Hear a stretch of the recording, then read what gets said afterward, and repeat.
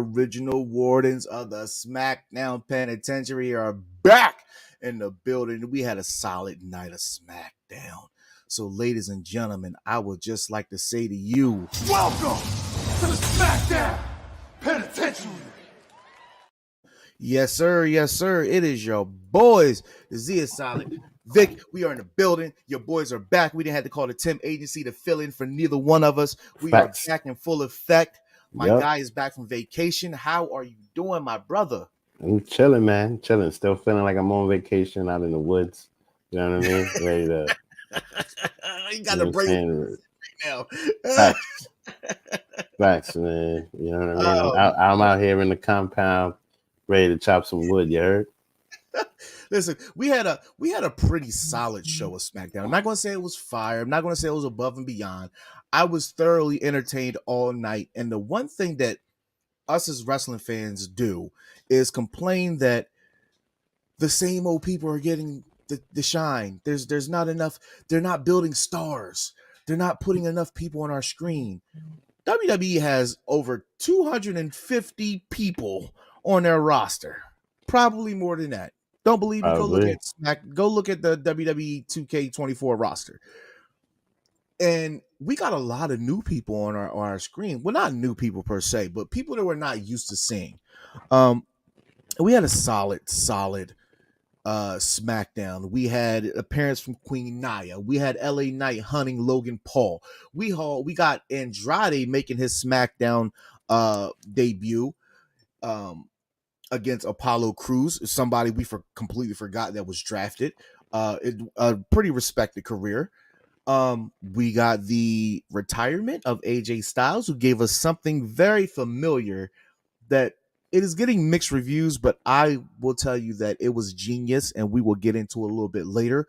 But we're going to start the night off. We're going to start the show off just how the night started off with the beautiful Queen of the Ring. And let me tell you, as the president of the Nia Jax fan club, this woman has been a staple in the women's division, whether it's Raw, whether it's SmackDown. Ever since she came back, she is necessary for pro wrestling, women's pro wrestling, right? There was a niche of someone like an Awesome Kong who was something different, right? And then Awesome Kong was gone, had a baby and just retired. Came back for a few stints, but we've never seen anybody the size of Nia. That's true. Besides Kong, right? But Nia has the marketable face that Kong did not. Has the power Kong has, not the marketable face. Awesome Kong doesn't have the nepotism that Nia Jax does. either if, but I mean, but the thing is, Nia comes from that background of Chris, you are absolutely right. There is absolutely no Nia slander allowed in the country, not the show, the country. And I will say that her coming from the cheerleading background, the modeling background, it's not too far-fetched that nepotism was close to it, because Carmella was a cheerleader, right? So they tend to go for these women that are used to the bright lights and have a little bit of step in choreography, modeling, right? And for those of you who have not seen Nia in her slimmer days, you should Google that, because that woman was gorgeous just as much as she is gorgeous. These are her slimmer days. I mean, no, she was slimmer than this. Have you never seen her? Nah, man. I mean, she was bigger before. No, she was no. I'm talking about when she had that purple shirt. I ain't talking about before. I'm not like most NXT. girls. I'm talking about even before that. Before NXT, she was a model. I'm talking 4 or 5 waist. Oh, like, okay. She was a model. I see. She was young. But Nick Aldis hypes up the Queen The queen comes. El Yeah. Diablo. Who's that? Yeah. Yeah. El Yes. Diablo. Thank you, EC. Yes. Yo, she's There was swaying no right. be no Nia slander Damn. at all. At all. You got to deal with the Right. penitentiary if you got slander for Nia. Damn. Absolutely No, not. none. Oh, Yeah. and speaking about that, I got some Nia Jax side plates for $60 if anybody want to hit me up. Ooh, nice. I can't. I got to give you a women's belt for that. Mm-hmm. Nick Aldis, he introduces Nia. I find this hilarious because everybody was hating on her for hurting people and all of that, Mm-hmm. and now everybody want to give her the hurting. I love it. You got. I need him to stay on one side of the highway. Don't cross the road. You know why the Right. chicken crossed the road? He didn't make it. He ended up at Popeyes in a 2-piece and a biscuit. She comes out looking lovely. Anytime that we see Nia on the screen and she has those curls, she is definitely feeling herself. You could tell she oozes confidence. She oozes confidence. Look at all that. Let me tussle with all that. Let me tussle with all that. She puts that crown on, and that crown sitting on that beautiful head of hers. Lovely. Lovely. She fits the demeanor of a queen. She absolutely does every single thing you need her to do. And for that, she needs to be celebrated. She not only comes out. I love it. I think this is definitely gonna get her over as a heel. You know what I mean? Absolutely. I think it's gonna be great. She doesn't because the thing is, it's just that like her power just makes it seem like she should be the champion or whatever. But this is just as good. I mean, she might end up winning at SummerSlam, and then just do this whole thing. Like, she absolutely deserves to win. Yeah. I mean, this is starting to give King Booker vibes. I'm not gonna lie.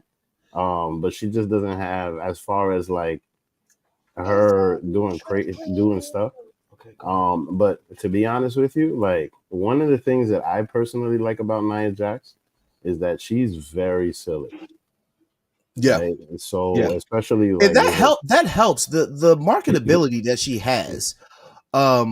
As I am going to look at this if I'm not mistaken, she has about 3.5 million followers on Instagram. Yeah, and the she's TikTok, always the TikTok is doing growing shit. as well.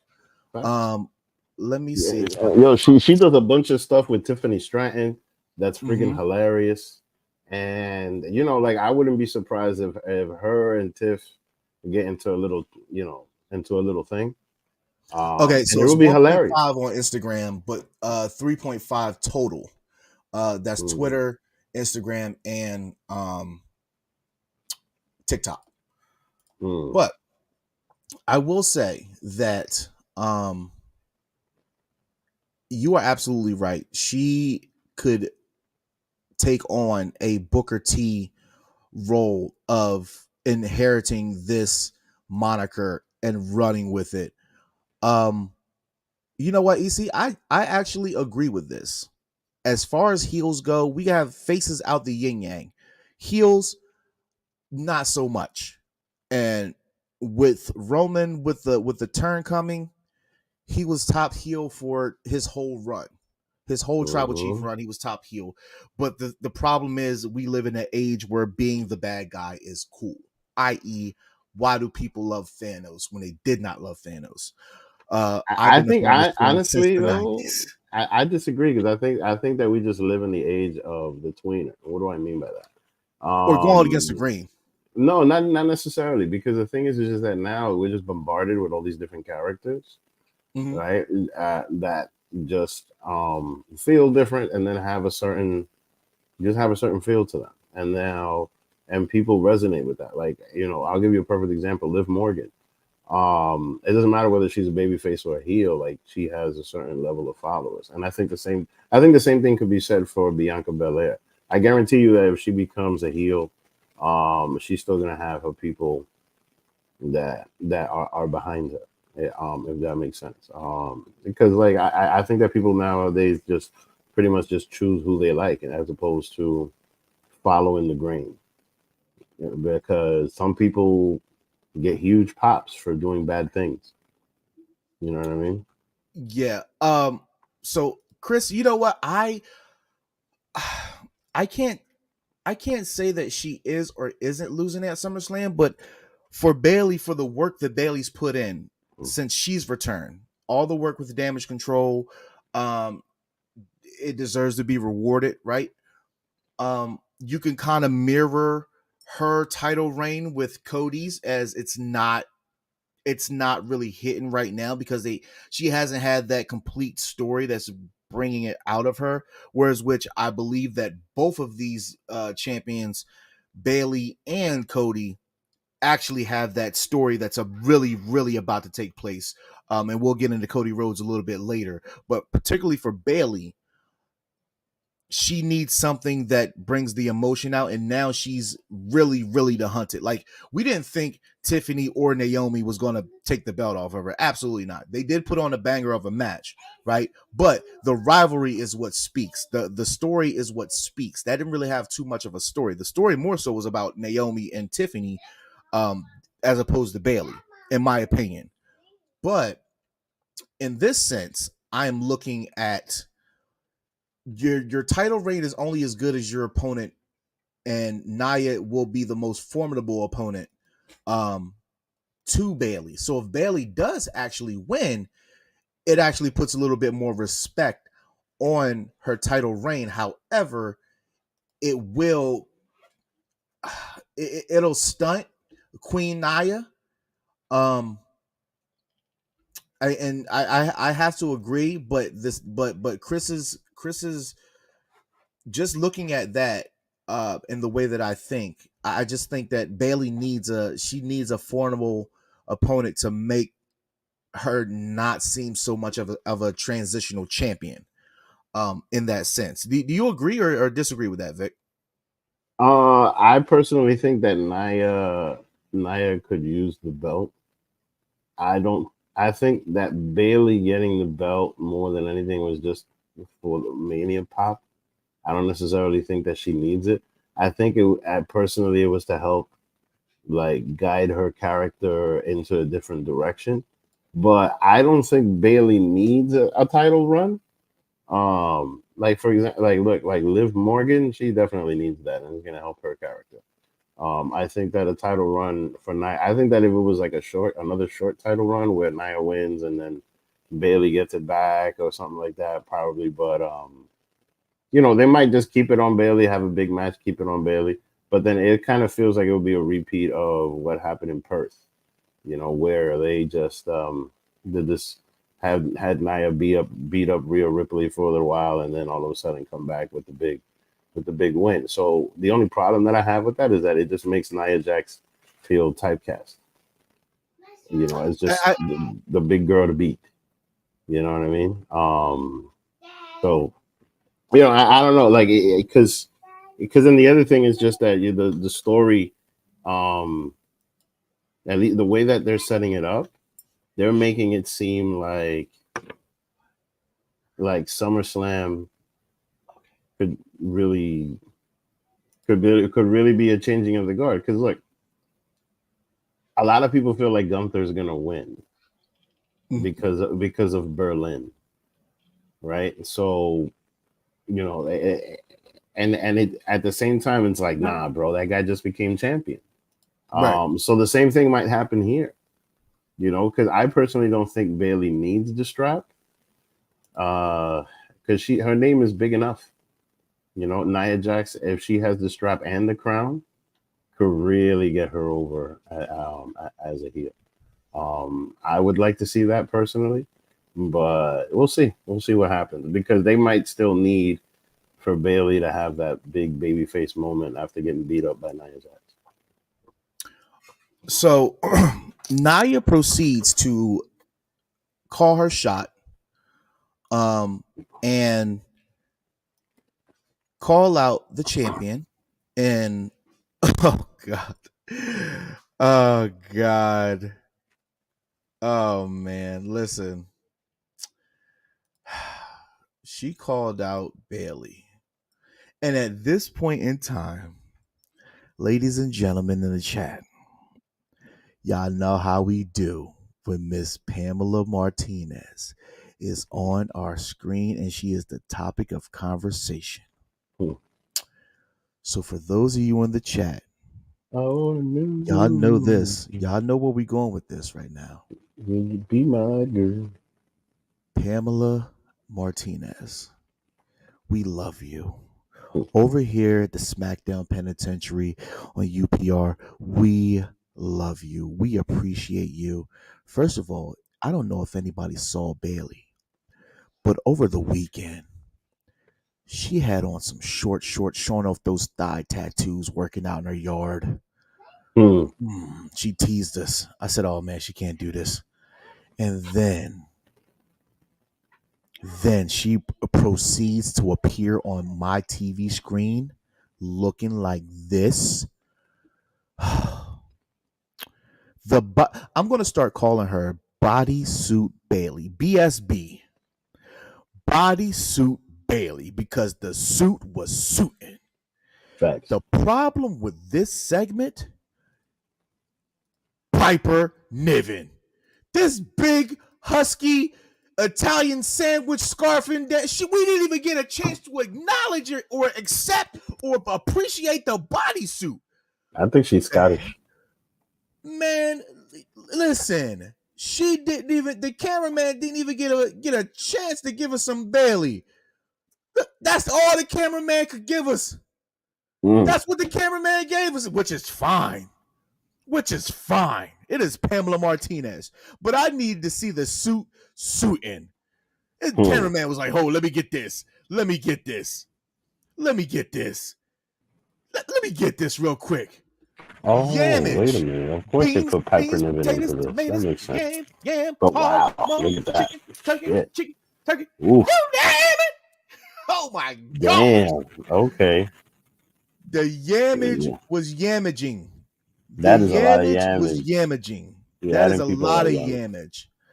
She That is proceeds to beat down Bailey right in front of Nia. And Nia's just standing there like, I'm not even interfering because I don't even care which one of y'all. I don't care which one of y'all wins.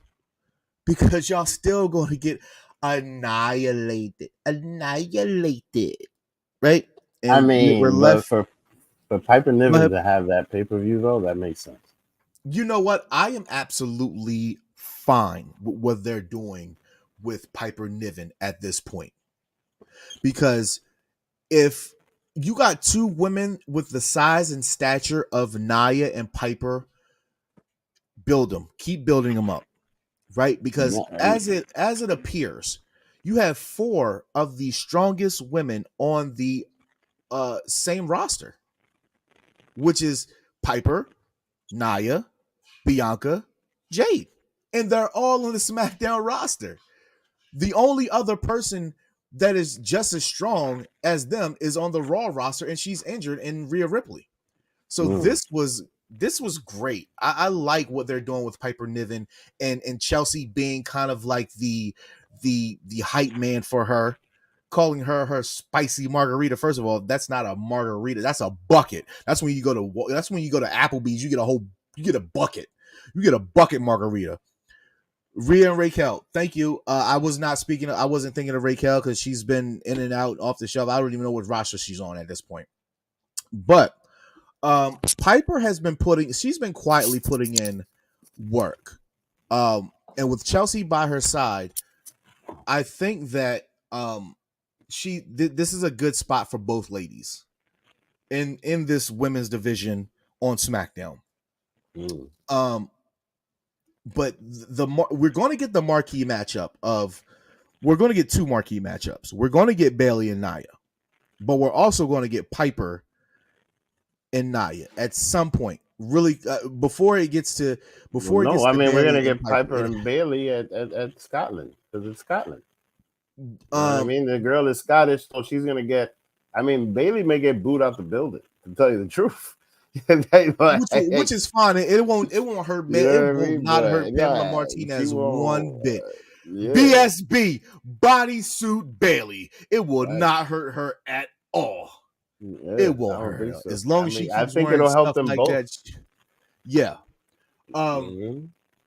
So after we get um Trinity equally in her own bodysuit Mm.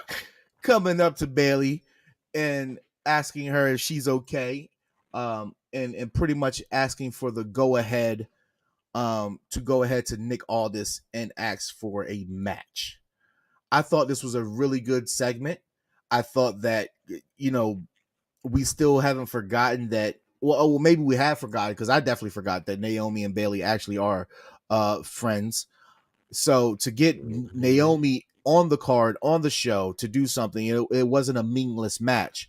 I thought was pretty good. Yeah. They wore bodysuits because it was necessary. You know what? You might be right. You might be right. They wore a bodysuit because they forgot they were back in the States, and people love the bodysuit so much when they're in Saudi. Um, so she so Chris says she went to Nick Aldis to ask for an L.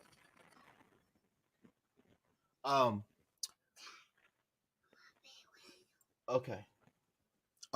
So my son is asking for a Randall from Monsters Inc. He's been begging for Randall all. I don't know why nobody likes Randall from Monsters Inc. It's Sully and Mike Kuzinski or whatever his name is, but yeah. Anyway, that's the whispering. Um, I thought this was a good. I like the interaction that Nick has with the talent when he goes and talks to them. Um,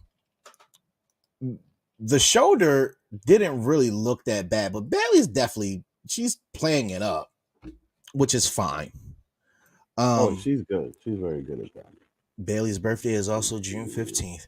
And look at that. Father's Day weekend. Looks like Bailey needs to be calling me daddy. Um, Mm.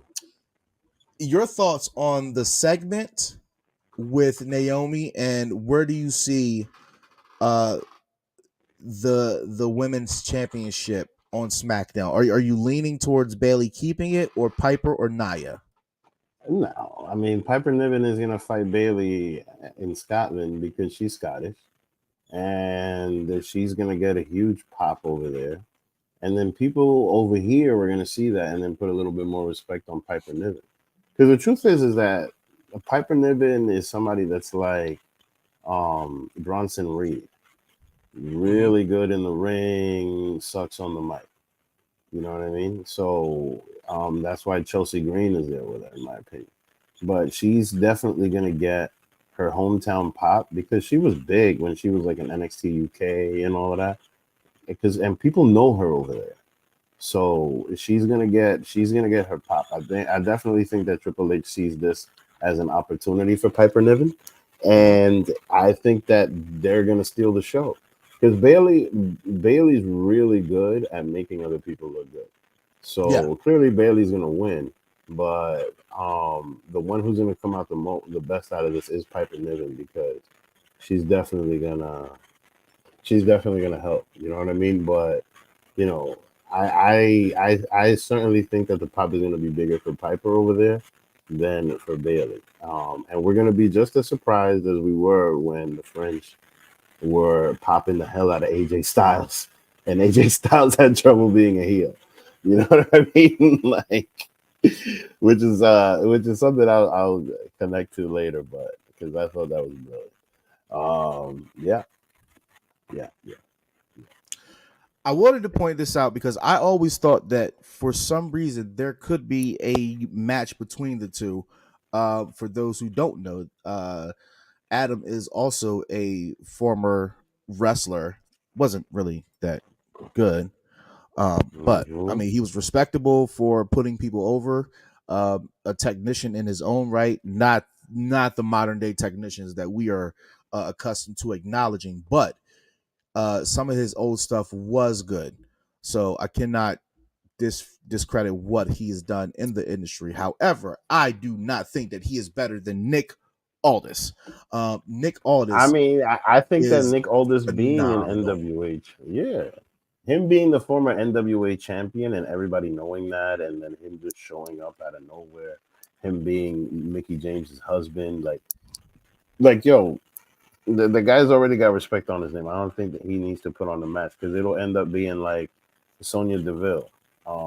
Because the truth is just that I feel like once she started wrestling and then being an authority figure at the same time, it kind of watered her down as an authority figure. I would have loved to see two things I would love to see because Mickey James spoke on this on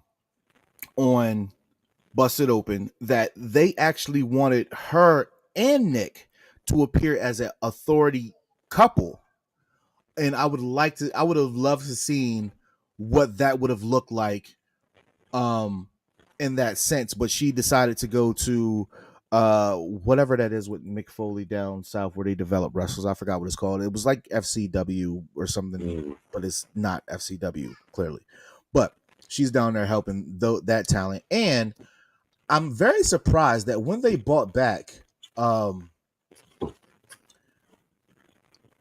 I thought that they would bring back Sonya Deville on Smackdown, which is weird to me because why would you not bring in Sonya? I'm sorry. Why would you not bring back Daddy Deville? And I love me some Sonya Deville. Why would you not bring her back to address Chelsea replacing her? I didn't get that because they were tag champions. They won the championship for the tag titles, and then Sonya was injured, and Chelsea played the game of trying to find a stand-in. I just didn't get that. I still don't get it. I'm kind of pissed unless looking at the big picture, what I'm thinking is Sonya is trying to grab Zoe and Shayna Baszler as two people that could challenge Chelsea and Piper as a sense of revenge. That's what I'm thinking, right? That's what I'm thinking. It's probably too much wishful thinking. However, that's just where my mind is. But moving along into the night of SmackDown, we get the first match, Ciampa versus Theory. I thought it was a decent match to start off SmackDown. Again, speaking of the as we spoke at the beginning of the show, I didn't think the SmackDown was too much of a banger of a show, but it wasn't bad. It kept me entertained. Even though I was out and about when I came back in about midnight, I watched it. The total runtime was about an hour and 32 minutes, 26 minutes, something around that time. So I thought it was fine for what it was. It did keep me entertained even at midnight as I was watching it. The second match of the night, we got Ciampa versus Theory. I thought it was a good match. This particular point was the turning point for Austin Theory because Grayson is yelling at Wade and Corey Graves about his partner, and what he's doing actually distracts Austin Theory, right? And he tries to go and apologize, and Ciampa gets the cheap roll up. Now I know there's a couple of people here on UPR that don't particularly care for DIY. I do not know why. However, I will say that them getting drafted to SmackDown has been one of the best moves as far as a brand switch for talent. That Raw audience simply did not appreciate that. That Raw audience did not care for them at all. And Chris, the problem is, by all means, please here's like DIY. I mean, it's not like you like. There's barely 5 things that you like in pro wrestling as a whole. But please, by all means, hate. I was going to type it. I was going. The diabolical hater himself is here. Let's go.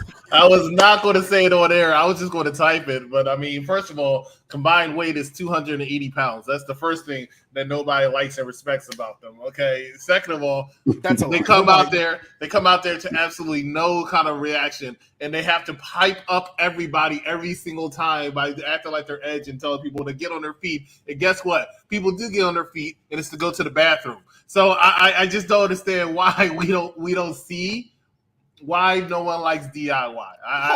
Hold on. Time out, because I'm pretty sure what? If it's a storm outside during the DIY match and I have to either stay and watch a DIY match or go outside and get wet, I'm going outside with no umbrella. That's how bad DIY is.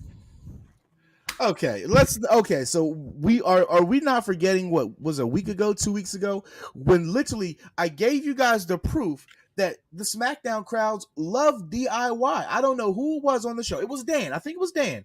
When Dan filled in, literally the show, it was Dan on the show, and then it was Evil Dose said, I don't know what pop. What level do you guys have your TVs on?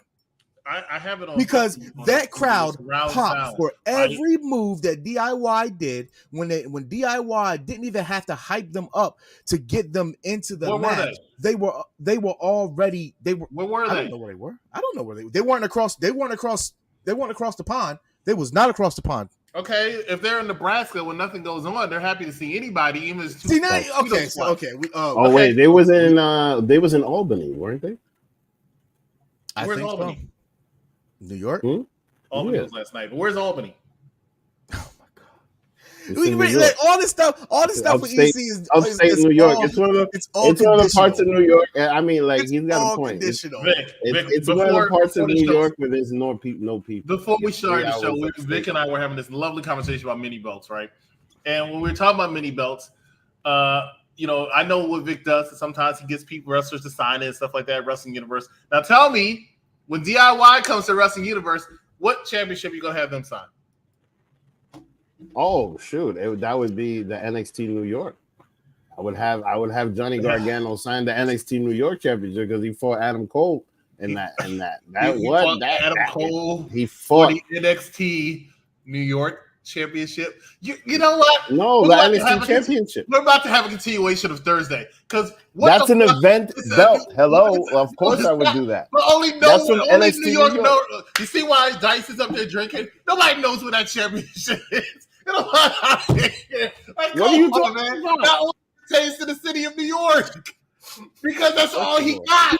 That's all he got. Nah, I was not drinking. Wait, Johnny Gargano was a shout out to my man on Monday. Johnny Gargano was a three. They don't even give this man the speed championship, right? Johnny Gargano actually, that's not a bad idea. That's not a bad idea to give Johnny. The only reason how come Johnny Gargano won the speed championship is see how quickly everybody turns off the shit. I don't want to hear that. Come on, man. First of all, he had a really good NXT run. You know what I mean? Right. Don't hate on the way. The way was good. And he needs to go back to NXT because it's never. That's why he stayed in NXT for so long because he was never. I've said this for years. He is not main roster material. He came out, I think, in Ohio. No, he came out there in Canada, got this big ass pop on Monday Night Raw, and everybody thought, "Oh, he's gonna be great." What happened? Nothing. He got injured because he's always injury pro, and he comes out there and nothing in between. Hey, let me ask you a question, Dice, because I want to give this to you, and then I'm going to give you back the show. Who gets more of a pop, Johnny Gargano or Candice LeRae? Ponder that. See?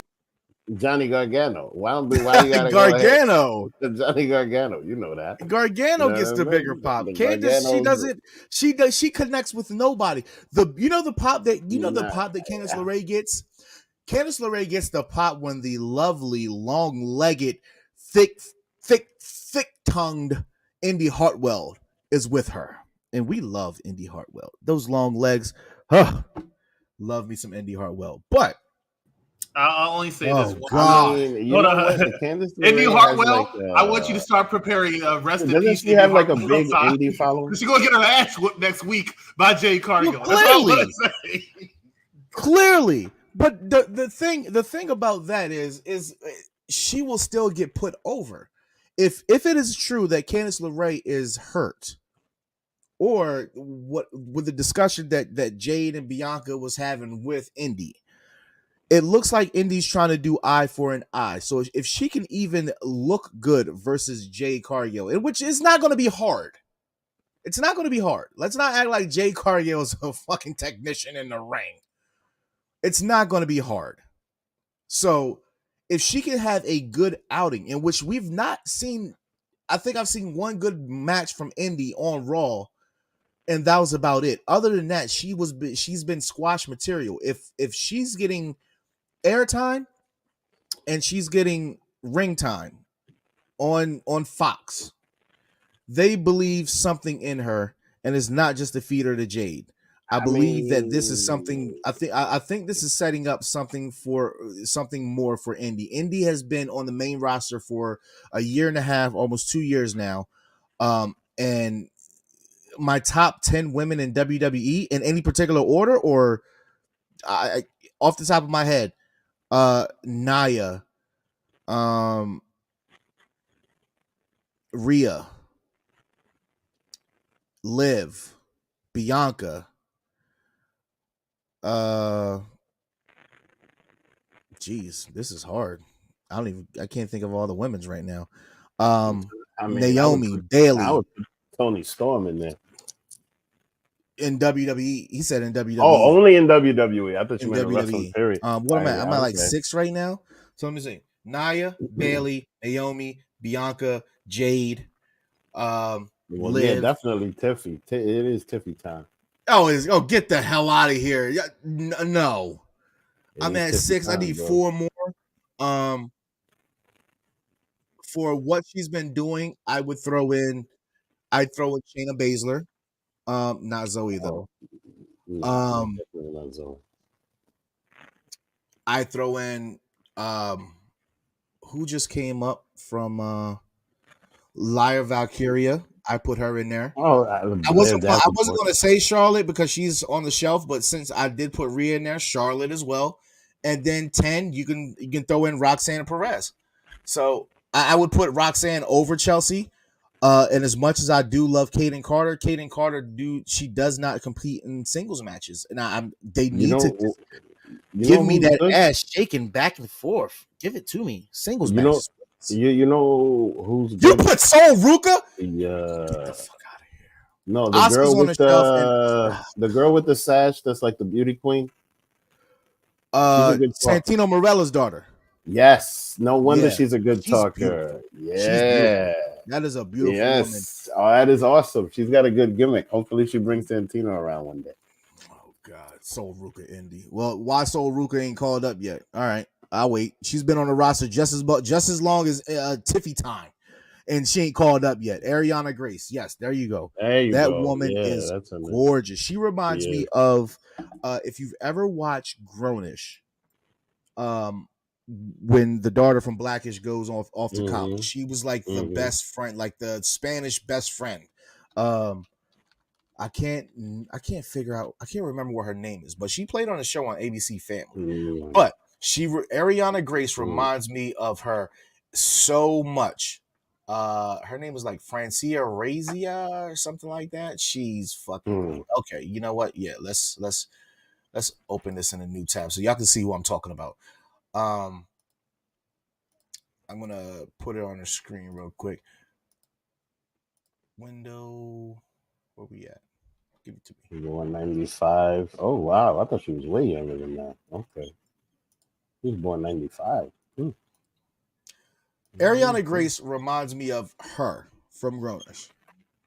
Literally looks a little bit almost identical. Yeah, almost identical. Every time she's on my screen, it reminds me of her. Every single time. Same body type. Both of them like they're Colombian or whatever Santino is. But she's Canadian. She's Canadian. No, she's of Italian and Pakistani. Italian. Ooh, yeah. You know, Italians got them thick eyebrows. Moving on with the show. We get AJ doing his thug thizzle. And the funny thing is, looking here at the bottom of the screen, they finally acknowledge AJ Styles as part of the OC, in which they hadn't done that since. I thought that part of it was brilliant because it was really a little brilliant, but it was also weird. I'm like, why are y'all acknowledging AJ Styles as part of the OC now? Like, it kind of threw me off a little bit because he hasn't really talked to them since his theme music change, or a little bit before then, right? So he comes and asks Nick for, he doesn't want to say the same thing twice. It's going to be too hard. And immediately as I'm watching that, I'm like, yeah, look at this. Look at this suit. The suit is suiting. It's looking spiffy. So you know the vibes. You know the vibes. It's definitely salmon suit vibes. And I immediately knew this is where we were heading. And sometimes it's okay to know where we're heading. It's how do you get to the end result? What road do you take to get to the end result? Right? Everybody could know if, the Legion of Boom, Seattle Seahawks, when you had Marshawn Lynch running the ball like crazy. Yeah, you knew Seattle was going to run the ball, but the matter and execution of how they ran the ball is what was enjoyable to watch in that championship run that they had for back-to-back years, right? Even when they lost the Super Bowl to the Patriots, everybody expected for the run because that's all they've been done. That's all it was done, right? And they make the dumb mistake of going away from what they should have went to and through the pass. Dumb. You should have went with what we knew. Even if we knew it was everybody in the whole stadium, everybody in the world watching at home knew what should have happened. It was the execution that literally we are entertained by. So and we'll get into AJ and his salmon suit impersonation in a little bit here. Moving along with the night that was SmackDown. So after that, where's my results here? We got Apollo versus Andrade, and which is Andrade's SmackDown debut, if I am not mistaken. I think it is. He's made appearances, but he hasn't done a match. So I was thrown back by the fact that they put Apollo in because we completely forgot that he was drafted by SmackDown, right? But I thought it was a really, really good spot for them to put him in. And it wasn't a bad match. It wasn't a bad match at all. I didn't think so. Oh no, Apollo Cruz's match quality is amazing. The guy just got no mic skills, bro. That's the problem with him. Well, he's got the look, he's got everything. He's got everything except for the mic skills, bro. I mean, and I think what hurt him is when he was pretending to be Nigerian. They did a Kofi Kingston to him. I thought that was great though. I thought the Prince thing was great for him. The funny thing is, I mean, he might actually be Nigerian, but he's not connected with that culture, bro. So he's faking it. You know what I mean? If he lived there and was connected to it and whatever, but he's not. He like that accent was bullshit. Like, you know what I mean? Like it was like Michael Blackson, like they're trying to do. You know what I mean? Like it wasn't. It just wasn't. It felt pretend. It felt the exact same way when Kofi Kingston was doing them. You know what I mean? Like, nah. Yeah. The funny thing is, they had squared off. Yes, Oba Femi is what he's supposed to be. Thank you. Earlier this year, they faced off, which is weird. They faced off on my birthday, March 24th of this year. Oh, nice. When Andrade was on, he just came back and he had got drafted to Raw. Yo, what up? What? Okay, we'll get random when I'm done. Okay. They had a really good match on Raw, and I thought the match they had on SmackDown was equally good as well. But it was never about the match per se with Andrade. It was more so about they're still trying to get him in Legado del Fantasma. Yeah. And I'm sorry, if you're going to have Andrade and Legado del Fantasma, that just means that you are giving the reins of Legado del Fantasma to Andrade, in which I don't think I could see Santos Escobar doing that in any sense of the word. They are very similar in character wise of how they can present themselves. So and you don't want two of those people. Fast, I am great. Thank you for stopping by the Twitch stream. I appreciate you, brother. Always stopping by. I'll be streaming later on tonight. Um, so just looking at this, like he looks like a mini Andrade. Literally a mini Andrade. And we just see he storms past them. But after the fact that he does this, Apollo comes to the background. To the backstage, and he roughs up Angel Garza because he cost him the match. I like that angle as well, because you have to make us remember who Apollo Crews was, and you have to continue the growth of the storyline with Legado del Fantasma, and you got to put some shine on Angel Garza, because Angel Garza, I think that he has some star shine to him. He could be a good, respectable mid carder. He has a good look. The brash, the braggadocious, lover boy, suave type. I like it. I like it a lot. Your thoughts on the match, and then in the post segment, and your thoughts on Legado del Fantasma trying to bring in Andrade. See, they both have fathers that were big in Mexico, so they have a connection. Like they have this Mexican connection, right? So they might elaborate on this a little bit more. I think that it's gonna show up where Andrade doesn't want to mess with Legado del Fantasma because probably over some drama, or because he knows him and they might reveal something later on. I think that this is the beginning of a longer story. Or it might just be like, all right, let's just put the two Mexican guys together because they're going to do a great match. You know what I mean? It might be as simple as that. Hopefully not, but hopefully there's a little bit more to it. And we'll see, because the thing is that, like, depending on what the situation is, they could have it be like Eddie Guerrero versus Rey Mysterio, not necessarily over Dominic again, but like, they could have it that way depending on how big the drama gets, because I personally think putting them together would kind of just set up a story arc to kick one of them out, and then it just leaves one of them floating around. You know what I mean? I don't think Andrade needs a group per se.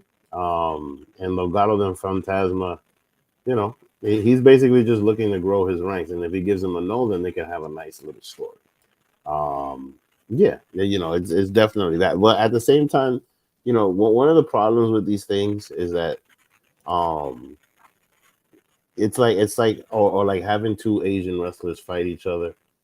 A lot of things get left out to a lot of the fan base, so it becomes difficult to do. But the match quality is always amazing. Like I'm here for it just for the match, because those two guys are gonna put on a freaking clinic. Trust me.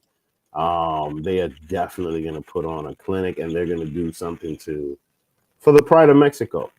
Something that's very lucha libre stuff. You know what I mean? Because one of the things that I appreciate about the Bloodline is just that you get to learn more about Samoan culture, which is something that is really foreign to people in the East Coast, in my opinion. Like people in the West Coast, like I look at Samoans as like the Puerto Ricans of the West Coast. You know what I mean? Because like their government structure is the same. So But the thing is that they're not around here in New York or in the East Coast. Like you very seldom you meet somebody that's from the island of Samoa. But then when you go to the West Coast, they all over the place. You know what I mean? Like, and then they just pick up the American culture. Like that's why Jimmy and Jay Uso are black. You know what I'm saying? Like, they say black, bro. Like, you know what I mean? Nia Jax is black. Like, you know what I'm saying? Like, Samoa and everything, but they were raised in Frisco, like, you know what I mean, in Oakland and shit. So like, Rikishi's black. You feel me? Like, you know what I mean? Or Roman Reigns, all of them. But that's the thing. That's the thing. So I'm very curious to see where it goes, and I hope that it becomes like a thing where they get to show off their culture. So next we get Kevin Owens, or we get a backstage segment of Solo with Tonga and Tonga Leia. They gotta change that shit. I got so pissed off about hearing Corey Graves say their names, and I know that he's just trying to do it repetition wise to like kind of get it stuck in our head, but like I didn't need you to keep saying it. But before we got in that match, we finally see kind of like I want to say not a turning point for Paul, but we get some sort of testicular fortitude from Paul Heyman, kind of standing up to Solo and letting him know, because he's mostly been hinting about the fact that like Solo's doing stuff wrong, but not necessarily telling him that he's been doing it wrong. And we finally get him kind of standing up to Solo, right? And I love this whole thing, honestly. You know why? It's such good shit. No, you know why? Because now that Paul Heyman is a Hall of Famer, he's that old dude that want to be heard. Like ain't nobody trying to listen. Like it's like you pass that line, and now you geriatric. Ain't nobody even fucking with you. I mean, like, which is hilarious because he even ended up in the ring talking about nobody's listening to me, and he's the wise man. Like he holds that role. He knows what to say, and mind you, Roman Reigns said it in the Hall of Fame speech. You feel me? He knows exactly what to say, but it's not working this time. He doesn't know what to say. He doesn't know what's going on. He doesn't know what to say. He's always asking questions, trying to see what the hell's going on. He looks scared. Mm-hmm. And this whole thing is very different from, the way he was with Roman Reigns. You know what I mean? But he looks even more scared, like, because he has absolutely no level of control. Before, when he had 2 championships on his shoulder, he certainly had way more control than he does now as the wise man. Because that gave him his credibility. Now he's got his Hall of Fame ring, and he's saying, "I'm a freaking Hall of Fame wise man." I thought that line was brilliant. I thought that shit was just brilliant right there. Like, and then like, hey, nobody, yo, that shit had me dying, bro. Oh, man. I absolutely agree. I think that what Paul Heyman is doing, I mean, we praise him every time we can get a chance to talk about him, but really, he's been most of the glue for the bloodline. He's been the glue for the turn in characters that we see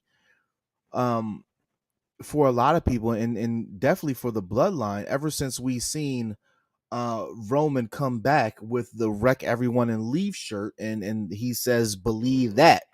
It's been Paul Heyman has been on fire just as much as Roman Reigns has. But Paul is talking so much, trying to tell KO that he's trying to save him, which kind of reminded me of when Brock came back and Roman asked him, "Did you know?" Right? And Paul tells him he's not trying to save Brock from him. He's trying to save him from Brock. Right? Which was really a really good play on words. Like he's not second guessing the ability of Roman, but he's putting over the ability of Brock Lesnar. So that made Brock an even more credible threat to Roman Reigns at that point in time. Same thing that I kind of get from Paul in this particular segment with KO, because at this point Paul Heyman don't know what the fuck to do with with Solo. He don't know what to do with Solo. He don't know what to do with Tama Tonga. He don't know what to do with Tama Loa. He don't know what to do with these guys. And I think that play on words. He doesn't know what to say. Yeah, that play on words makes those guys look great. In the short amount of time that they've been on SmackDown in the WWE, it makes them so much more credible, right? And we got KO waiting for the fight, and we get the Street Profits come out side by side in those new Pride and Power shirts that we cannot see on WWEshop.com, which I don't know why. I don't know why. What are you talking about? It's probably because, I mean, yesterday wasn't June yet. It should be now. For real? I mean, everybody's putting up their Juneteenth stuff already. Yeah, but they still even acknowledge them as a freaking stable, right? Like they still even acknowledge them as a stable. Oh, the Pride? Yeah, they still have acknowledged. I mean, personally, I don't think they know what the hell they're gonna do with them. Because the shit is that, like, you know, you're gonna keep fighting the same people over and over. Yeah, it's. You know what I'm saying, like, you're gonna keep fighting freaking the Final Testament over and over. Like, come on now. Who else? Still got Bobby Lashley shirts out this joint popping. No, of course. I mean, but here's the thing, bro. Bobby Lashley got Stone Cold status, bro. Bobby Lashley is an ECW champion, bro. Like he got his people. Like Bobby Lashley, he's trying to get the Street Profits over. You know what I mean? Because the truth of the matter is, Montez Ford is that dude. Yeah, Montez Ford is that dude. You know what I mean? But they don't want. They don't want to break him up, because the truth is that Dawkins is probably ain't gonna go nowhere. I personally think that if Dawkins turns heel and maybe does something, or if the both of them turn heel, maybe something could happen. No, the shirt's there. That Pride shirt. Oh no, not that one. This is a "We Want the Smoke" shirt. This is. Oh yeah, no, that's not that. That's not what they got. That's not that right there. Yeah, all right. You absolutely said Bobby Lashley is a what is your problem with what's the problem? What's the problem, Chris? I mean, did he? I did say Bobby Lashley is a former ECW champion. Of stuff that you hate in pro wrestling. He is an ECW champion. I mean, what did that go to show you? That goes to show you that Bobby Lashley. Bobby Lashley was in WrestleMania 22. You know what I'm saying? He's been around for a long time. That man was fighting for Trump. Exactly. You know what I'm saying? For real. Like, he's the guy who helped Trump up after he got stunned. You heard? So, like, the one time where black people were on Trump's side. Actually.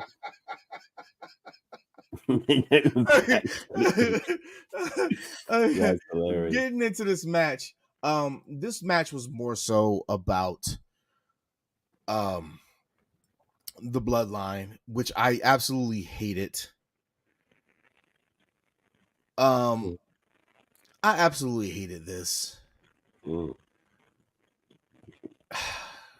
didn't need to sacrifice the Street Profits for the bloodline's growth, but I get you needed credibility in the Street Profits being two-time tag team champions. You needed some sort of credibility for these guys.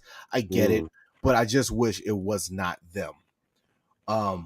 I get that you're trying to make them dominant, but until we get some dominance like this on our screen. Okay, this is my bloodline. That's my tribal chief. I don't know what this other shit is. I don't know what this great value bloodline is. I don't know what this is. This is like a Big Mac to a Whopper. You know, which one do you like? You like Whoppers more? You like Big Macs? Whichever one you like, that's the bloodline. You know what? That was Solo got. I tend to like a little bit more. If you take the beef patties from the Whopper and put them in a Big Mac, right? I think you have the perfect burger. You got the perfect sandwich. Yeah, you got the perfect one. You that flame broil, that hot fire on that meat. Pause. Mm-hmm. It do something. You know what I mean? Like you go get a Big Mac meal, and then go get a double Whopper, and I think you got it because they got the fries. Yes! Mickey D's got the fries. You know what I mean? Yo, fat people, bro, for real. Don't hang around. Yes. For real. Like, the point of the statement, executive contradiction, was the fact that the man is a living legend. Exactly. The whole point is just that he's been around for a long time. You know what I mean? He was a WrestleMania. Look, 22, 23. We're at 40. You feel me? Like the guy is in his 50s. Like he's rocking. That's ECW champion, huh? What you don't understand? I don't understand. I mean, look. You know what? Here's another one. Like R-Truth is a hardcore champion. Okay. Oh. Like you know what I'm saying? Let's go back to the real Attitude Era.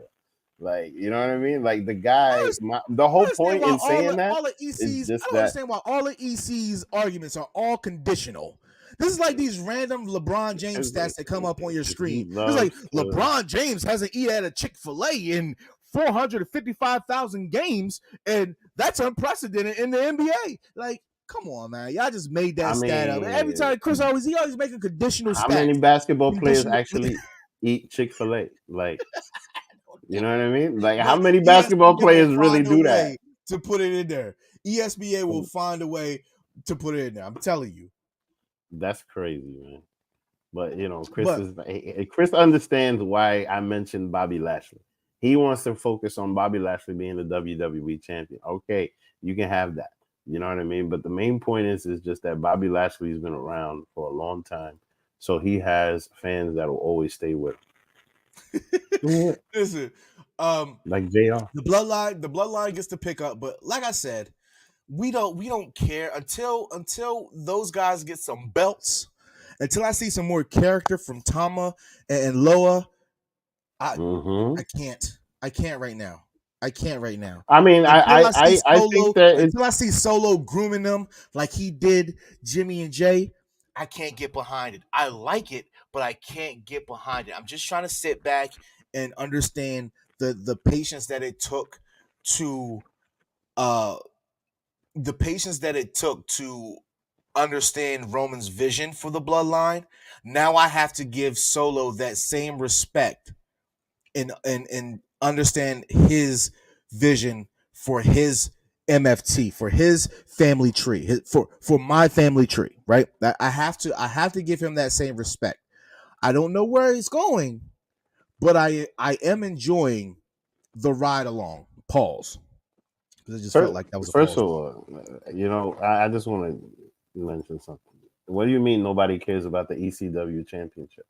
The greatest champion of all time was the ECW champion, and I'm talking about Durag Vince.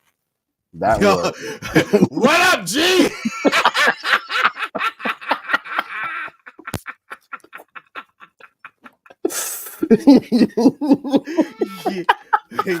yeah.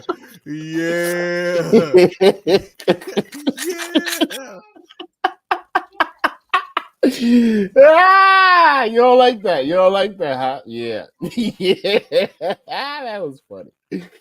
Yo, man. Don't hate on the ECW championship. That shit was fire. Anyway, let's go back to the show. But yeah, we'll see. I wouldn't be surprised if they put a strap on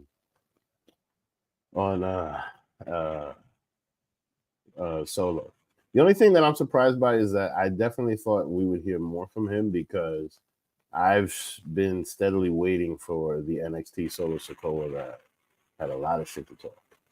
And personally, I think Solo got better mic skills than his brothers, to tell you the truth. I can't do that. You know what I mean? I mean, definitely. That I mean, look now. I think Jay definitely got better mic skills than Jimmy, but Solo, I'm telling you, man, I think if they let him flow, he'll... What up, G?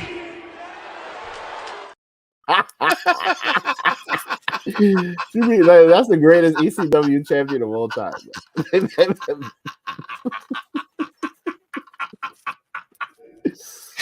Oh God! What What up, G?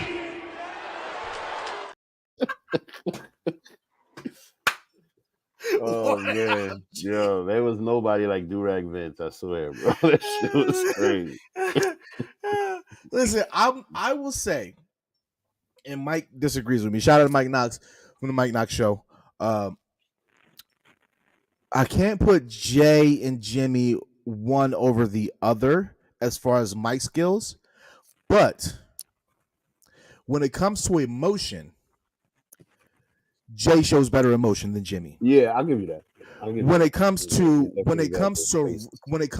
raw B-rolling and just spitting off from the hip, Jay's better than Jimmy. But when it comes to staying on topic about what the feud is, who the opponents are, Jimmy is better than Jay. However, what makes Jimmy's promo so good is the hype man in Jay. The before they got rid of after they got rid of the face paint and they were sitting home for a few months, is watching a bunch of rap battles on URL. They adopted the battle rap moniker where they were finishing each other's sentences. They were jumping in one at another. And if you watch tag team rap battles, that's what happens. And there, you cannot tell me that they were not at home watching them shits, right? No, I mean, this is why I said before. I think it's just them. They just grew up black, like, you know what I mean? For sure. Look at their wives. Look at all of their wives. Do you see this hair? Them, you see this hair? That's the problem. Ain't no black person unless they pregnant hair can put that shit. I wish I could. Of course not. Of course not, because that's their indigenous culture. They got the same hair that Dominicans and Puerto Ricans do. If I let my hair grow, let me say I'm about to go out. I'm about to go out to the gym. I'm about to go out to the club, throw some water on my hair, and I'm good. Yeah, I'm good.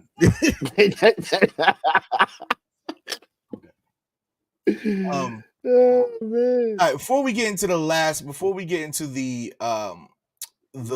two matches in the main event segment of the night, we're gonna go ahead and take a small commercial break. This is the Smackdown Penitentiary. Stay tuned, y'all. Chris Jericho's new catchphrase is that he's the learning tree. What's everybody learning from him?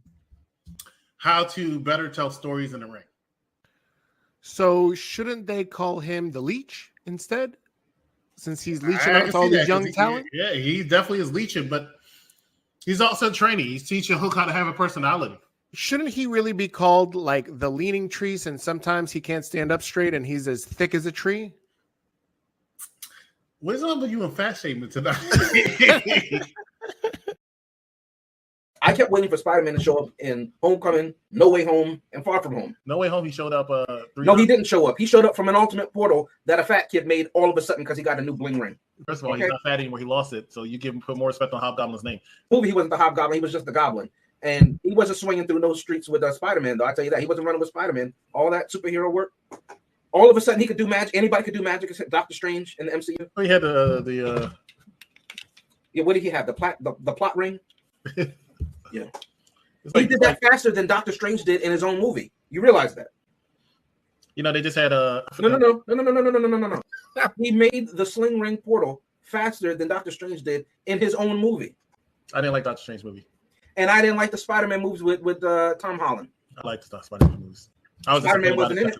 He wasn't in it. And then when he actually got a real fight, every time he gets into a fight, he gets that work. It's not necessarily true. The Vulture was whooping on him till Tony had to come in and talk to him. In the second one, he was getting that work with little drones. Okay, he even took off his mask because he was so shook. And then the Green Goblin came in there at 70 years old and gave him some John Wick love and beat his little ass. He gave him the work at the end of the movie. Spider-Man was putting the work at the end of the movie. Spider-Man almost killed him. Tom Holland Spider-Man. Not Tom Holland Spider-Man. He was about to kill Green Goblin. After he got his ass beat for the 20th time. He wasn't allowed to even Tobey Maguire Spider-Man, got punished. I mean, he got a whole wall fall. He got his ass beat so bad he made everybody forget. He said, "Just wipe all the memories. I can't outlive it. I can't outlive it. They're never gonna let me live it down." That was our very own executive consultant with Big Daddy Cool Steve, the first commercial, and then UPRE doing one of their reviews.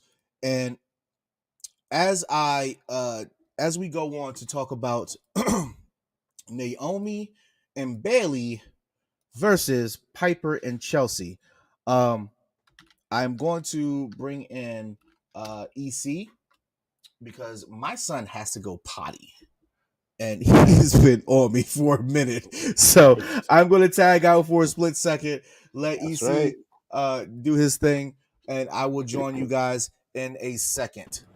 All right. What up, are you still on your Bobby Lashley tirade? Don't. No, you know what? Because y'all talking about Smackdown, so I can take this quick pause at a commercial break to talk about the shit that y'all said. I don't understand what's going on. Bobby Lashley is a former 2-time WWE champion, and you mentioned ECW for some stupid reason I don't understand. Because how long ago was that? How long ago was the ECW championship victory in 2006? That's right. So he's been around for a very, very long time. Why can't we just say he debuted? And you have people like Jeff, a lot of people like Jeff that love Bobby Lashley and look at Bobby Lashley like he can do no wrong. Am I right? Yes, I'm right. Thank you. So Bobby Lashley is that man. With all this hate. You said here talking about the hardcore championship. The hardcore championship is what you talking about. R-Truth is a former hardcore champion. He's also former NWA World Heavyweight Champion. Yes, thank you.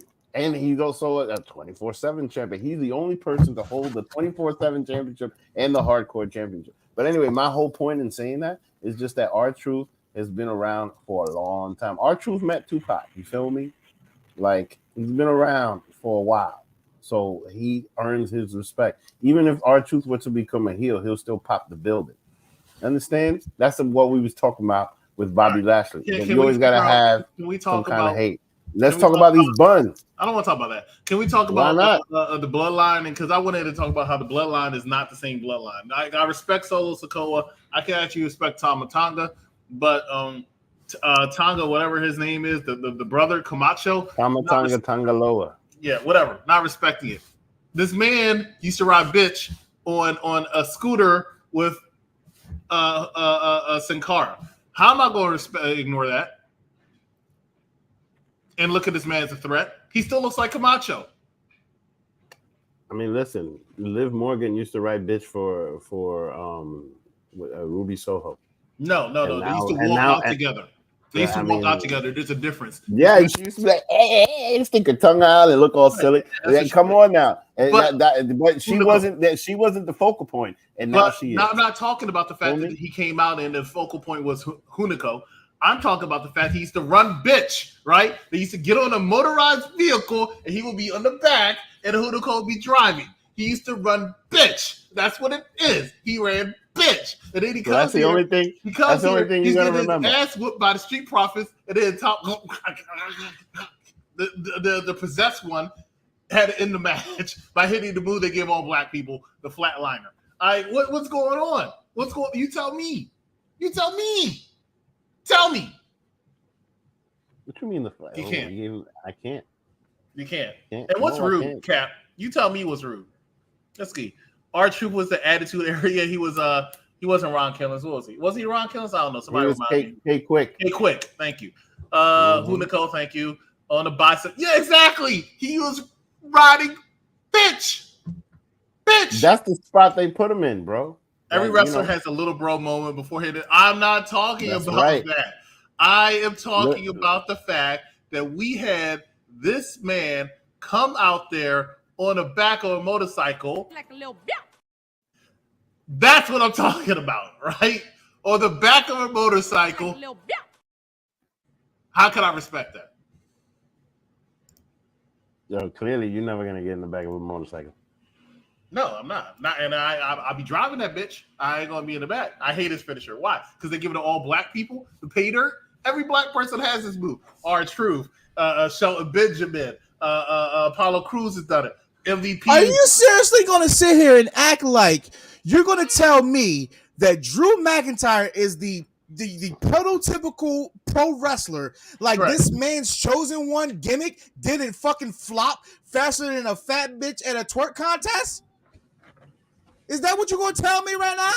Furthermore, the disrespect that there are cheeks on your screen and you decline to speak about them. Ladies and gentlemen, I am taking it back. I've never said Liv Morgan would never Chelsea, I've been a Liv Morgan fan since day one. I was doing is I was the bullshit that you I was pushing her to become the best Raw wrestler out there right now.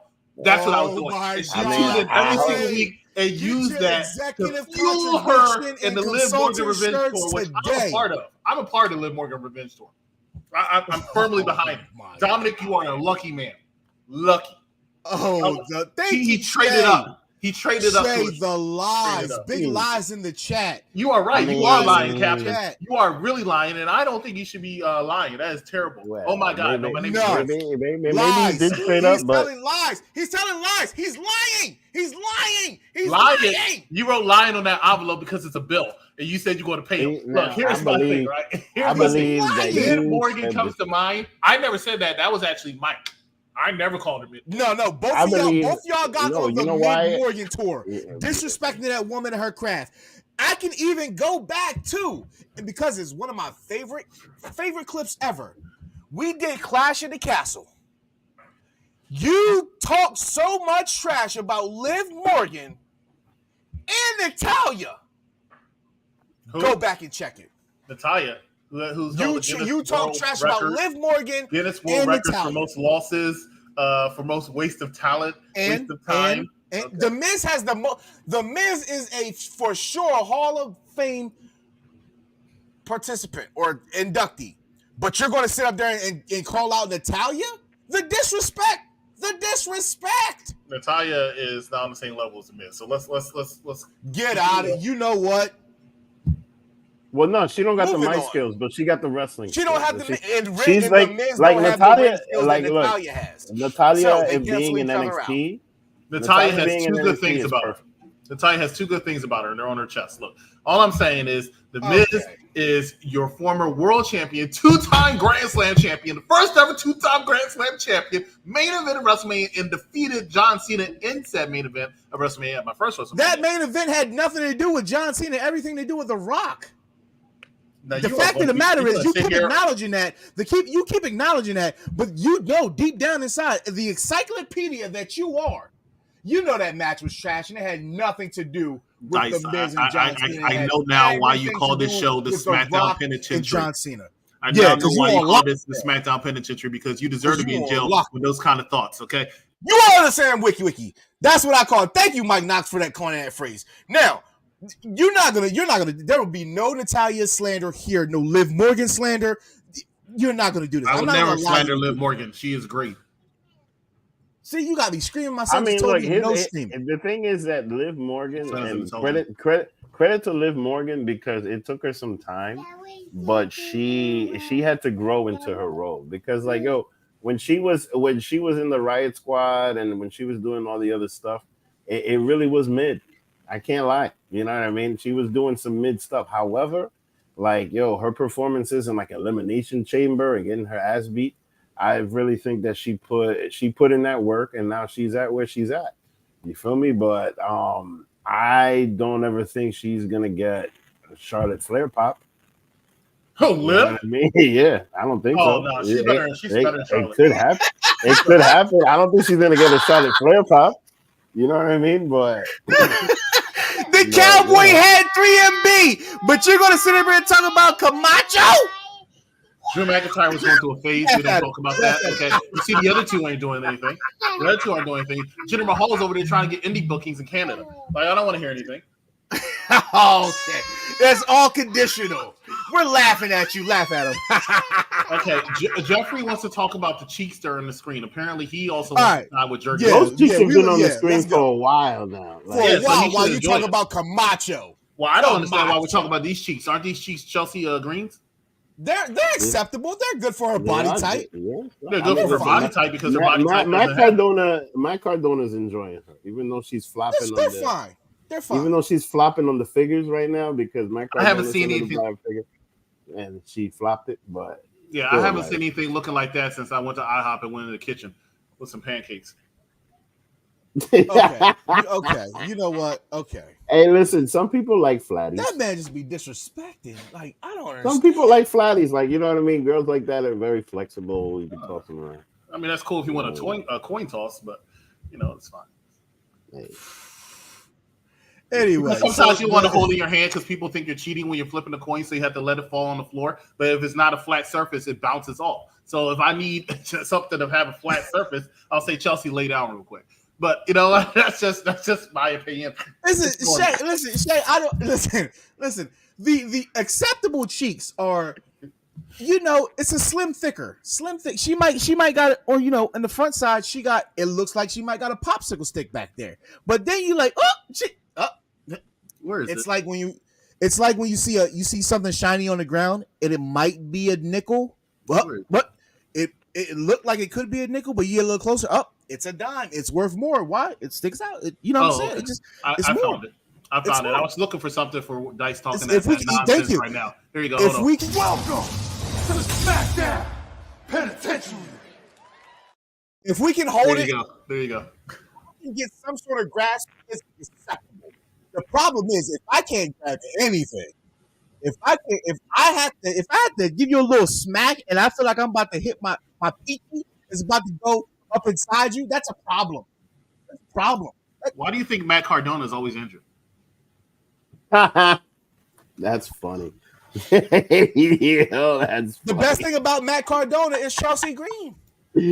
Clearly. Ooh, But we love Chelsea Green over here. Those dimples are immaculate. I would commit a murder for dimples.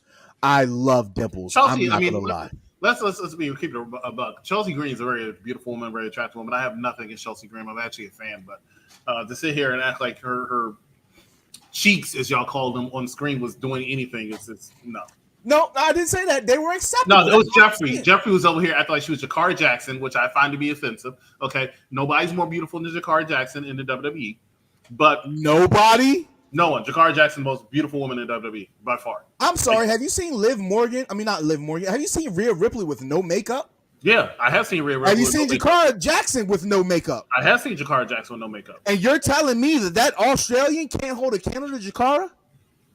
Sure, she can. She can hold a candle to Jakara. She'll hold a candle to Jakara so the light will get away from Rhea and get on Jakara so you can see actual beauty. That's what will happen. Look, here's what I'm saying. Jakara Jackson is the most gorgeous woman in WWE. Rhea Ripley. Have you told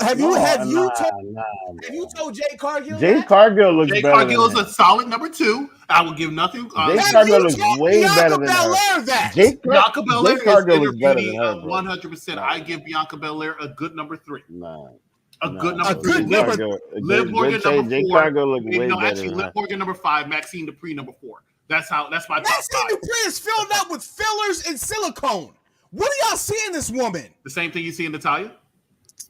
No, Natalya now with those lip fillers, not the same Natalya that I love. I see in Natalya is the same thing. Every time I go across the street to Publix and buy something, they ask me, I want paper or plastic, and I say plastic. No, that's exactly what I get. No. Natalya now. Have you heard me say anything about Natalya now in the past year? I have not. Those lip fillers, whatever she's got done to her face, the Botox, no, that is not the Natalia that I grew up on. That is not the Natalia that I fell in love with watching Total Divas. Neither is Trish Stratus. No. Neither is Trish Stratus or any of them, bro. Like they all went and got work done, bro. Like they all, I mean, but it's not the same Trish Stratus face that you had before. She looks good, don't get me wrong, but she definitely had some work done because she used to look older than she does right now. So she definitely had some work done. Yeah, and you can see it when she talks here at the penitentiary, and it sounds like we're all in the penitentiary because all we're doing is talking about lips and butts and boobs. But I digress. When in Rome. This match, I mean, hold on. What about that chick with the buns that got the long hair that looks Puerto Rican? Valerie Loretta? Yeah, she could get it, bro. Who? That. Hold up, I gotta find that picture. Lola NXT. She's in NXT. Valerie Loretta. I call her Valerie Loretta because that's. You talking about Nikki? What about Nikki? No, I forgot her name, man. But she got the thick arms and she got like this attitude. Nikki the Lions, I think. You know what I mean? It's some shit. I don't know. I'll find it. No, man. It's gotta be homegirl from OTF. It's gotta be homegirl from OTF. Jada Parker. Jada's next up. I think that is Jada is next up. She has it. The woman that makes Santos Escobar relevant. What's her name? Oh yeah, she's beautiful. She's very beautiful. Alexa Lopez, something like that. Alexa Lopez. Yes. I might give her number 4. I don't know. She's very beautiful. She is. There are a lot of beautiful women in the WWE. Don't get me wrong. A lot of beautiful women. Jakar Jackson's the most pretty attractive. She's not touching Jada Parker. Okay, when she's on this show, because we're gonna have our wedding live on air, I want you to be there. I want you, I want you. I'm going to give you the honor. Jada right now. is it. Jada is Since next. You're such a hater. Since you're such a hater, I'm going to give you the honor right now. I want you to go online. I want you to get yourself ordained because you're going to perform our nuptials. That's what you're going to do. Me and Jakar Jackson, right? You're going to be, and then at the end, I want you to pronounce as Mr. and Mrs. Jakar Jackson. Okay. I need to take another look at this Jakar. Absolutely not. Absolutely, fuck out of here! Absolutely, get the hold on. Get out of here! She's like a low budget porn star. Are you kidding me right now? I think you're looking. And I watch a lot of porn. Get out of here! This is trash. It's wrong. It's okay. It's okay. It's okay. You know what? You probably have an Apple. You probably have an Apple. You probably look at Siri and you looked at the wrong person. Okay. According to this, the most beautiful. Look at how she holds that lollipop. It was me. Like, look at it. The same way that Lil Wayne did in his lollipop video. So, what you talking about, Willis?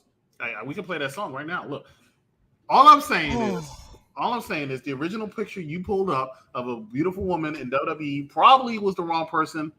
You know, probably was Sarah Logan or something. It's cool. Yeah, all I'm saying, Vic up there on his own time. All I'm saying is Jakar Jackson is the most beautiful Jada woman Parker is a in WWE. bad bitch, man. Jada Parker is it. What are you talking about? She doesn't have anything to do with Jakar Jackson. Y'all look at the wrong What you talking about, bro? The other woman. Look at that. Jakar Jackson looks better than her. I'm not taking anything away from this woman. She's a very attractive young lady. But Jakar, look at it. Look, no. Go back to the next ex Mrs. Harris. There she. No, what are you doing? That is the next ex Mrs. Harris. You want to talk about some Bailey? Hey, Bailey is a very attractive woman, but she has got nothing on 19 women in WWE. This is the most beautiful. This is what you're telling me. Her over her. Look at that hair. The hair screams, I want Chris. The hair screams, I need a perm and I've been eating too many Skittles. That's what that no.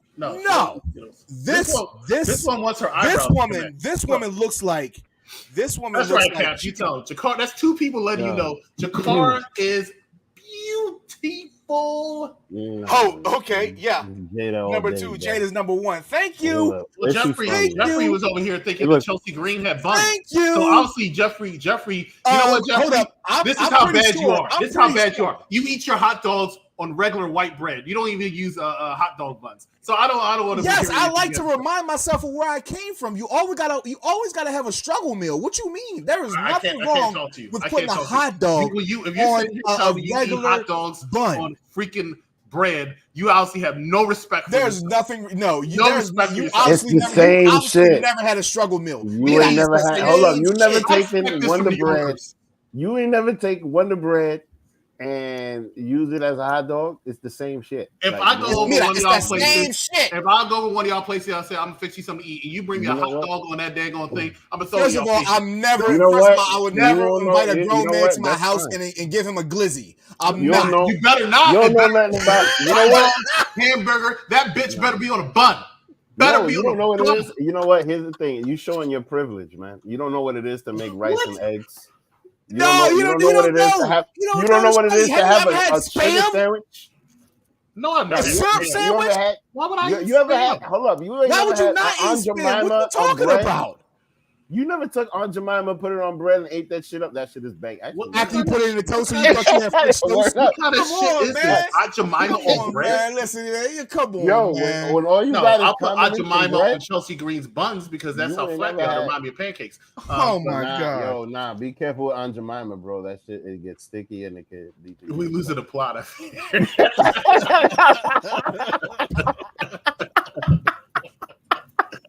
What happened on Smackdown? They started talking about struggle meals and hot dogs or actual bread instead of like you live in New York. If you go up to a freaking truck and you ask for a glizzy, they gave it to you on a hot dog bread. I mean, on bread instead of hot dog. But you be a little cheated, bro. You be a little cheated. Nah, listen. Sometimes it's good to humble yourself. Sometimes it's good to humble yourself. Oh, somebody needs to put Mike on the show. The Italians used to do the hot dogs. They haven't. That hasn't been a thing since the Italians left. You know what I mean? Since the days of. I'm sorry. Let's go back. I'm gonna remain if it's okay, just as a special guest, just to offer some experience down there. But y'all, it's your show. I'm just saying, you need Back to the Future to get a dirty water hot dog. You feel me? That's all I'm saying. Yes, sir. The dirty water. Yes, the dirty water. And listen, this is when you know what's popping. You talk about street food, right? You don't put the hot dog in a regular bun. You put that bitch in a sub roll so you can put all the fixings in that bit. That's what I'm talking about. That's a nice food truck struggle meal right there. You can probably get it for like $4. Okay. So y'all got food trucks down there in Florida. So you ain't down there. You don't fuck with the food trucks down there in Florida? Yeah, I had some food trucks from time to time when after leaving the club. Mm-hmm. Yeah. Okay. So what's wrong with that? But they don't put on no bread. I'll tell you that. They don't put it on bread. They give me hot dog buns. Nobody's doing that on a food truck. What do you mean? Yeah, because we ain't talking about food trucks. That's when we definitely on a struggle meal right now. The penitentiary is on a struggle meal right now. Yeah. Right. All right. Let's get into the final segment of the night. We want to get you guys out of here because we are a little bit over time. I'd like to make this thing an hour and a half, but when the show is popping with the comments and the conversation, you can't deny it. So therefore, you guys are the reason why we go overtime. Now, AJ Styles, all through the night, I told you he had the salmon suit vibes, right? A lot of people on Twitter had the mixed reviews about the outcome of this, but let's dive deep into it. I'm not going to lie. Based off of what AJ said in previous interviews, that he knows the time is coming, right? That he's at his end. I personally believe he could probably go till he's 50. If Orton says he can go, then I believe AJ Styles can go as well, right? If Bobby Lashley says he can go, I believe AJ Styles can still go. But it is just when people decide that they mentally cannot be that person physically anymore, you can't argue with somebody in their internal feelings. And I think that he knows this and he doesn't want to become a shell of himself because nobody wants to become the shell of himself, i.e. Shawn Michaels with the bald head. He should have never came back. I actually enjoyed what he said, which was very reminiscent of Mark Henry, right? But I think what gave it a nice touch is having Gallows and Anderson out there. And then right before he came out there, he whispered something in Cody's ear. Then he let us know that what he whispered to Cody is he wanted to come out here. And as soon as he said that, I said, yep, this is the Mark Henry salmon suit swerve, which I was still fine with. Even if I predicted it, I was still fine with it. My sense of it was just execute it right. I think as wrestling fans, we all agree that the Mark Henry retirement swerve, probably the best, if not one of the best in the history of pro wrestling. Unless you want to go back to 88 when Flair did it. I think it was 88. Am I right, Chris? 88, 89? It was when Flair did it. You could go back to that. That was the original. You know what? Good Brothers in all black. I loved it. But I also had I still had that in the back of my mind. Like the black represented, like I think they was like, oh, this is kind of like a funeral of, the career of AJ Styles, like, subliminally. But then I'm like, no, this might be the funeral for Cody Rhodes, because this is a turning point for AJ Styles. And one thing that AJ Styles can do, if he can get a character that he can sink his teeth into, you'll see some of the best work from AJ Styles, i.e. his lone wolf, i.e. Beat up John Cena, i.e. the house that AJ Styles built. Three of the best character gimmicks or periods of time in which you can tell that he was enjoying it. It's kind of like Orton. When Orton gets something and he likes it and it resonates with him, he will give you some of his best work, mic wise, ring wise, just his facial expressions, his mannerisms. He can give it to you. Pause. But Cody, a lot of people are this shit. This is what people pissed off about. This shit. Why? Or as Keenan and Kel would say, why do you gotta cry every fucking shit? I don't want my champion crying all the goddamn time. Like, that's like Brandy Rose asking him, Cody, you ready to get this pussy tonight? Brandy, I don't know if I'm up for it. I just had a match with Roman Reigns at WrestleMania. Shut up and take it. What's wrong with you? What are you crying for? The man just gave you props and you crying. You had one match with him. You shared one text message with him. And you crying. Wait a minute now. Wait a second. This swerve was amazing. You know why? AJ Styles turns 47 tomorrow. Tomorrow is his birthday. He turns 47. The greatest TNA superstar of all time. And here's the thing. Like, the guy, okay, so he's pushing 50. He's probably gonna have a Billy Gunn run, right? But the thing about it is just that because of his age. No, but look, because of his age, that's one of the reasons why this is so believable. And the way that they set everything up, and like, I think that Cody, I personally think this part of it is brilliant because I feel like Cody was selling it well. You know what I mean? As far as like whatever it is that's going on here with AJ Styles, because the guy has a stellar career, TNA, New Japan. And the other thing is that, and here's the thing, I guarantee you that while this was going on, people were wondering if AJ Styles was going to show up to AEW. Guaranteed, because he would fit in well in AEW, right? So this whole thing right here, I think it was brilliant because it really made, I mean, honestly, this whole thing clearly gave you Mark Henry vibes, but it really was believable throughout. And they executed it very, very well. Mind you, even Mark Henry even praised them. You know what I mean? He was like impressed with the whole thing. So yeah, I think this thing was great, man. This thing was great, and Cody's a really good actor. Oh, look at that! I feel like Mark Henry did it better, to tell you the truth. I think they're pretty even, and I'll say they're pretty even for the sense of, if I'm not mistaken, Chris, correct me. Mark Henry did not go through a sense of loss. This was pretty much after he lost to Cena, and which was one of his best runs. Still with the Hall of Pain, it was on the back end of the Hall of Pain. This was actually the same year that he lost to CM Punk. If I remember correctly, because that was his last program, and then I think he was injured or he was just written off TV for a while, and then he just kind of made a surprise comeback, and they asked he was retiring. Okay, so that was my variable in the comparison, right? Because AJ went through a tough time of losing, and then it's like, I know I'm that fucking dude, but like, I don't feel like I'm that dude. Whereas Mark was gone and then came back and was like, oh shit, Mark Henry is here to make an announcement. I think that's the difference in it. That makes sense. Also on the left side, you can see that Cena bought the championship out, whereas Cody did not.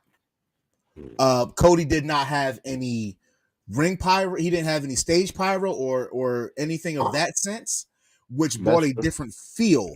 It brought a more believable respect factor, whereas John Cena's just coming out and letting him hold the belt because of his type of career, whereas Cody's coming out because they have a different sense of connection between each other. And those who know the Bullet Club would only know that, right? And as wrestling fans, we think that, you know, when these things get intertwined, that they have to be connected and closed. So I think that was different. So if this is the modern day version, because Mark Henry's was what, about a good 10 years. If this is the modern day version of that, it is goated. If we're talking all time, it's 2 or 3 for me. I see now. Here's the thing with that, because I also think this whole thing was necessary to get AJ Styles over as a heel. Why do I say that? Because everything that happened in France, pretty much like everybody was a babyface in France. And AJ Styles was trying really, really hard to be a heel. And they made that impossible. Like, they kept singing every time they kept singing that song, even though it, you know, it's something that they do over there for a whole bunch of other stuff, for soccer games and shit. Like, they really had a tough time presenting AJ Styles as a heel. And yesterday, after that, by the end of the show, he was getting booed off the stage. That was brilliant. You know what I mean? Because whatever it is that they're going to do with AJ Styles moving forward, he needs to be a heel. And he's been around for so long, done so much, has such a big fan base, and that's tough to do. And the way that they did that yesterday, I think was perfect. Thank you. EC, your thoughts on this segment and the comparison between Hall of Famer Mark Henry and the phenomenal AJ Styles? All right, cool. Yeah, I'll be here. No, I won't. So you ask Rob. Nah, my bad, John. Hated it. Couldn't stand it. Thought it was terrible. It really killed the show for me. I thought the show was doing pretty well all the way up until then, but this just, it sucked. I don't need to see AJ versus Cody again. I was actually, you know what? What? As good as that first match was? No? Exactly. Now you're going to take away from it. Look, I talked to Mark and we didn't need Seth Rollins versus AJ. Seth Rollins versus Cody 3 times, but we got it in each one. I didn't agree with that either. There's only a few programs. I didn't agree with the Hell in a Cell. I didn't need the Hell in a Cell, but proceed. There's only a few matches that I feel like I enjoyed every single one of their matches, and what I mean, like, it didn't get stale to me. One was Undertaker and Edge from 2000, I believe, 8. And the other one was New Day versus Usos, which I thought did way too many freaking matches, but they all were bomb. Freckleson and I talked about that on Monday. Nice. I feel like one thing that Mark and I talked about, or Vic in this case, and I talked about before Roman lost the championship, is I always said that when Roman loses the championship, no matter who he loses the title to, that championship is going to drop down a few pegs, right? And everybody thought Cody could handle that title, and everybody keeps telling me Cody's title reign is stale. I don't believe Cody's title reign is stale. I'm actually enjoying Cody's title reign, and I was his biggest hater. Yeah. I feel like the way he's going about it, getting new people to wrestle each and every single time, each and every single PLE is good. He had a great matchup with AJ Styles at Backlash. I thought it was a phenomenal, no pun intended, actually all pun intended match with AJ Styles. I thought he had a fantastic match with Logan Paul. Actually, my match of the night last week when they had that pay-per-view or PLE.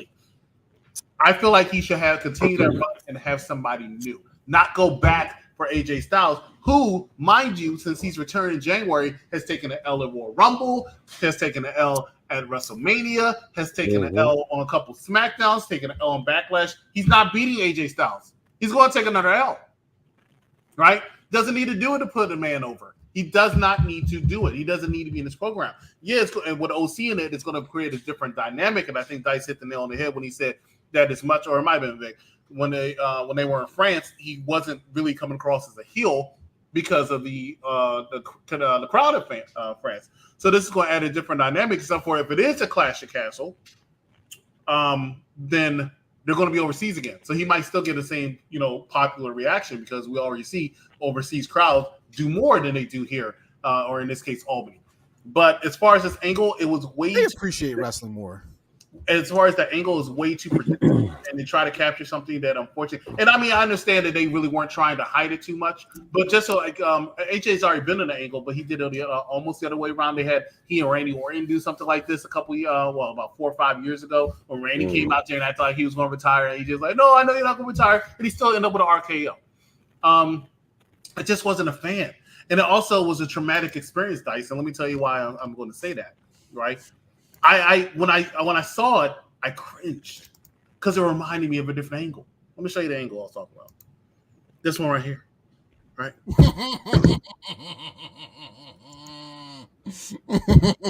Everybody knows now that I work at a gay club. I now consider myself straight man, but I consider myself an LGBTQ plus whatever member, right? So happy Pride Month, right? So wait, what letter does that make you? Plus. So, because of that, how's it going? Because of that, hey, yo, shout out to Dice earlier. He said, "Why does he gotta cry all the time?" When this happened, I was like, "Oh, AJ, you better watch out. Cody's about to screw you over too." It's like he screwed over The Rock, right? He's about to go out there, shed a tear. And what did Cody do? He went out there and he shed a tear because Cody doesn't know how to play ball, and AJ made him pay for that. You're not gonna steal my spotlight, mofo. I didn't like this angle. I just don't think AJ Styles needed to take another L. I do appreciate him going back with the OC because OC looked like, why did I resign back when WWE should have stayed in TNA? So it was good. But I just don't think AJ needs to take another L. And I feel like the main reason why they're going down this route and AJ and Cody again is simply because of the fact that AJ they have nobody else for Cody Rhodes to wrestle at the next PLE. For that world championship, because we don't have enough heels on SmackDown. That's the problem. Don't have enough heels. It's been the problem for SmackDown ever since Roman Reigns, right? So we didn't have enough faces, right? But then we didn't have enough believable opponents for Roman. And the one person they could have got and they should have got believable for Roman, they've made him avoid Bobby Lashley for the longest time. Correct. I still don't understand. Bobby's not a heel. Bobby needs to turn heel because they need to have some more feeders, and I hate to say it like that, but they need to have some more feeders, and they don't. After Logan, they're like, shoot, we have nobody left because you don't want to put him against Solo real quick. They're already setting it up. They mentioned it last night, but they don't want to put him against Solo real quick. So who do we have? Okay, AJ and him can go out there again and make it look believable, which they can. I'm not going to deny it. They can. But realistically speaking, like I said, you're kind of screwing AJ a little bit, but at least it gives him something to do. Another thing I actually like this theory that Shay has. And shout out to you for actually putting this in my mind. And the more that I think about it, we do know from peeling the curtain back a bit that Carl Anderson is responsible for bringing Tama Tonga over to WWE. He already stated that. So their connection to the Bullet Club and AJ being one of the greatest leaders, if not the greatest leader of the Bullet Club, could play a factor. There could be some underlying partnership within the bloodline of the OC because now they are acknowledging AJ as part of the OC. So it'll be interesting to see where Mia Yim fits in. I think that she didn't go in. I think that she did not go to the ring with them because technically she's kind of a face. She's a face. She's kind of a face. She's a face, right? And she has to be a face going against Nia next week. Has to remain that way. So I think that was kind of brilliant because I was thinking to myself as well, why is Mia not out there? But the more I thought about it, okay, she's got a match on NXT and then she's got a match on SmackDown, and both of those roles she's a face. So it doesn't make sense to the show or even they played that before though when somebody is a face on the main roster and a heel in NXT or vice versa because nobody watches NXT unless Sexy Red's on. That was terrible. I loved it. I loved every moment of it. You sitting up here talking about struggle meals, but you love Sexy Red being on NXT? Come on, Chris. Sexy Red is not a struggle meal, sir. She is absolutely a struggle meal. Her music, her voice, her vision, all of it is a struggle meal. She's just straight up a struggle. There's no meal in it. I don't know. But I don't. Her music's not bad. Her music's not bad. And look, I hear her music all the time.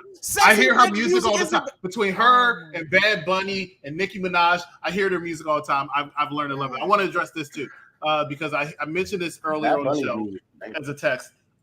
Triple H's PLEs are called predictable live events, right? I will tell you, this match might not be on the PLE. This match might be on SmackDown. Why do I say that? Shout out to Vic. The reason I say that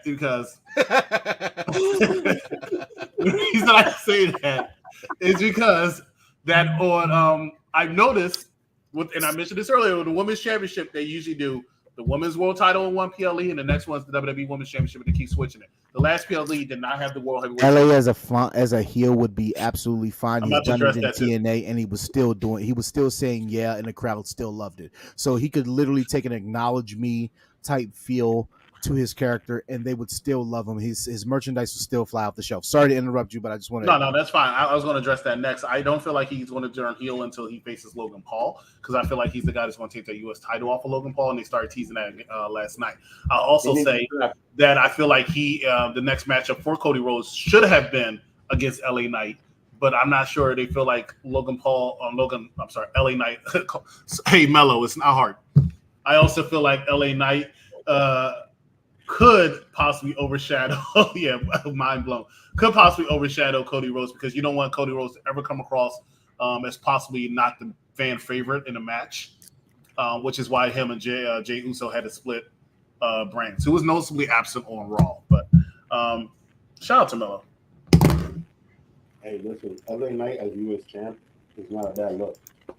That's not a bad look. If he would have beat Logan Paul in Cleveland, not bad. And then he could talk shit about how he beat him in his hometown. But Logan Paul and LA Knight are going. That's your SummerSlam match. I guarantee it. That's where that's going. Mm-hmm. That's it. Yeah. I mean, granted, you have two pay-per-views. You could probably throw Carmelo in there, maybe. No, Mello is okay. So WrestleMania and SummerSlam, the only ones they have more than 5 matches. So SummerSlam, he might make the card, but I don't think so. LA Knight trying to son Carmelo in a backstage face-to-face promo. It didn't quite hit for LA the way he thought he did, because Carmelo recovered very fucking well. Very well. Right? Like it unless you were nitpicking Carmelo's name mess up, it still hit, right? Because he can still say, he could have, and which he kind of did, right? He's indirectly talking to Logan Paul, but he's looking at LA Knight, right? Because LA Knight isn't worth it. He's not a number 1 draft pick on SmackDown. He's not, what I'm saying? He's not him, right? So I think, he misspoke, but the way that he gathered himself and he didn't even flinch, he didn't put his head down, he didn't even acknowledge it. Whereas if you look at when LA Knight went against The Miz and The Miz shredded him, Ginsu, LA Knight was baffled. And LA tried to pull that same shit that Miz did to him. He tried to do it to Carmelo, but Carmelo recovered, and he did not. He didn't flinch at all. He didn't flinch. I did not even know he messed up. I didn't even pay attention to it, that he messed up until I saw it later, and I was like, "Oh shoot, that does make sense." I don't know why I didn't catch that. I'm sorry, but go ahead. You can't compare Carmelo Hayes to The Miz. You compare Carmelo to LA Knight because Carmelo's pretty smooth on the mic. He's pretty smooth on the mic. He's pretty smooth on his promo. And he's getting better. You got a guy who can coast. Of course, The Miz is better. He's got years of this shit. But Carmelo is getting better, in my opinion. I think that Carmelo is better from the hip. Yeah, he's really good from the hip. He got advice. Not in the ring, but backstage, I think he's really good from the ring. Is hard for him to prove any more than he already is. But he said he got advice from Shawn Michaels, because Shawn Michaels told him, "Hey, you're a smaller guy. It's going to be a lot harder for you." So he said you have to talk big. And I always reference that the person who I feel like is a small guy but talks big to the point where he looks like he's bigger than what he is. And I know I'm talking about stature. I'm talking about as far as being a wrestler. Period. Is Adam Cole, baby. Adam Cole's mic skills are that good. You make you believe he can win, but realistically, you see Adam Cole in the street, you're like, get out my way, little N-word. So I'm just saying that that's what Carmelo needs to do. And I really liked his line because that's what I remember mostly about that promo. I like his line at the end. If you want to talk the talk, then you're the guy. But if you want to walk the walk, then I'm him. And he always finds a way to put him out there very well. So I think Carmelo is a very good trajectory. What I don't like is everybody making a big deal out of a name slip. It's annoying because now people clown him enough that management decide to stop his push, and they would be like, oh my God. Hey, if I agree, a Shay, name slip or a mistake is going to get you canceled, then Charmaine would have not been watching us a long time ago. As many times as she messed up, or she types in our chat. But I will say this. I will agree with you. I will say that anybody who thinks that they are a good talker, right? And I am phenomenal at talking. Chris, Vic, you guys are phenomenal at talking. Mike's phenomenal at talking. We all mess up. Put a camera in somebody's face and put a camera in somebody's face and tell them that people are watching. And let me see if you go on 100% unfaltered. Oh yeah, we the all greatest. Mike can't say a name correctly to save his life. He would have fired. The boy can't read correctly on screen. He messes up our own names. He messes up our own names. He's like, well, the very first ever, the very own Vinny Laspada, or like he messes up everything. I love it. I love it, man. When I did this show by myself, I was lucky I had people in the comments. Sometimes that saves you. Yeah, so for people that get on, and that's been one of my biggest gripes. If none of us have been able to do any of the things that we see on TV that we are critiquing, whether it be speaking to another pro wrestler, whether it be taking a bump in the ring, whether it be doing anything in the sense, right? Interacting with pro wrestling, because that's what we do talk about.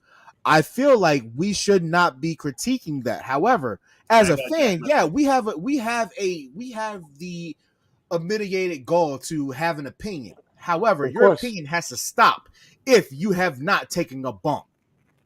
If you have not spoken to a pro wrestler, you cannot speak about somebody else speaking because you've never even experienced that. If you've not had lights in the audience, you cannot speak about that. Your opinion is null and void. You can speak it, but don't speak it on no fucking platform. That's been my sense. Jeff. That's been you was. You see. Look. I told you he was sensitive. Mike messed up just now. He could put "f you all" in one sentence. You had to split it up, right?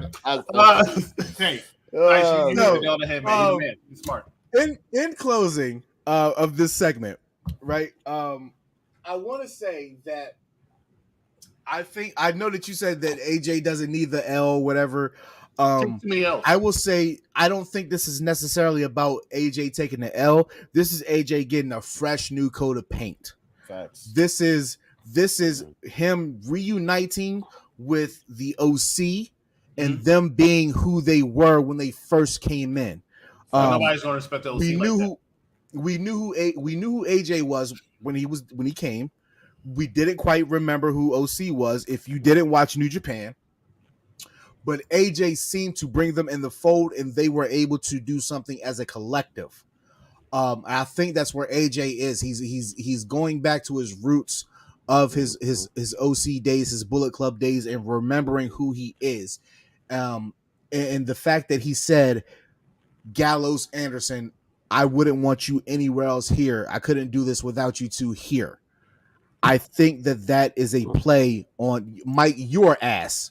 You are ass. I agree with Mike, actually. I both of y'all are ass. Both of y'all are big booty cheeks. AJ is good. They don't have to be entertaining. Why does everybody have to be fucking entertaining? Because that's what we're paying for. Sports entertainment. Highlight entertainment. Stop the bullshit. Where's this man? I'll say his name. Entertainment. Stop the bullshit. And I'm going to stop it right now. The buck stops here, buddy. I don't like the young. Not everybody has to sell shirts. Sometimes you just got. Hold up. How many Hall of Famer linemen do you see in the NFL, and how many of their fucking jerseys do you see being sold? Not many. So don't give me this. Everybody has to sell merchandise. No, there are certain people that sell the merchandise. The quarterback, the running back, the wide receivers, the cornerbacks, the safeties, maybe the defensive linemen. The offensive line never gets credit for what they do.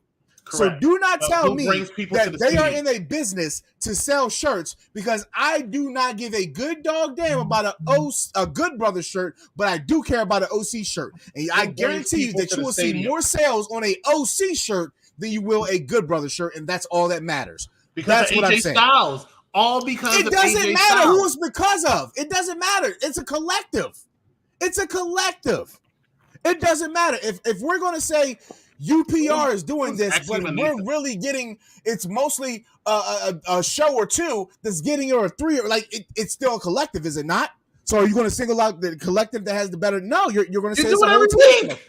You do it every week. It's not the marquee show. I can't say that we're not the marquee show. We're the marquee show. Can I pick on somebody? I want to pick on somebody. Can I pick on somebody? I want to pick on Vic. I want to pick on Vic because Vic earlier today said something about AJ Styles might go to AEW, and I was like, I was jumped. I had no, he would not go to. He would not go to AEW. Why did I say that? Why did I say that? Because I said that. You see what happened to Edge. You're asking yourself why'd you say that? Exactly. You see what happened to Edge. You see what happened to Edge. Exactly. Right? He was talking about retiring and all of that and doing this and that, and then he was probably going to leave well he's and doing. then show up. We see how I mean, look, no, wait a minute. This is the spot that AJ Styles said I would never go to AEW. Did he have to? Did he have to take that bump? No, he didn't. No, but he did. Why? Because there's no control over an AEW, and everybody goes over there to WWE, says I can wrestle all these types of matches, and then they all end up injured constantly. Name one person from WWE that went over to AEW that's not constantly on the injured reserve. Name one. I'll wait. Saraya. She's just not featured on TV. I'm about to say she's not injured. She's just not featured on TV. It's because she shouldn't be wrestling that much. That's why. No, it's because Tony Khan don't know what to do with. She's already been on Twitter. Talk about her frustration. She is so limited in her wrestling ability. She's unable to do. She can't take but so many bumps. That's documented. Okay. She can't. Okay, the only person you could have challenged me with is Toni Storm, your AEW Women's Champion. That's the only person. What about Swerve is young though. Okay. Yeah, Swerve. But you're right. But you're absolutely right. Samoa Joe. Did Joe get injured?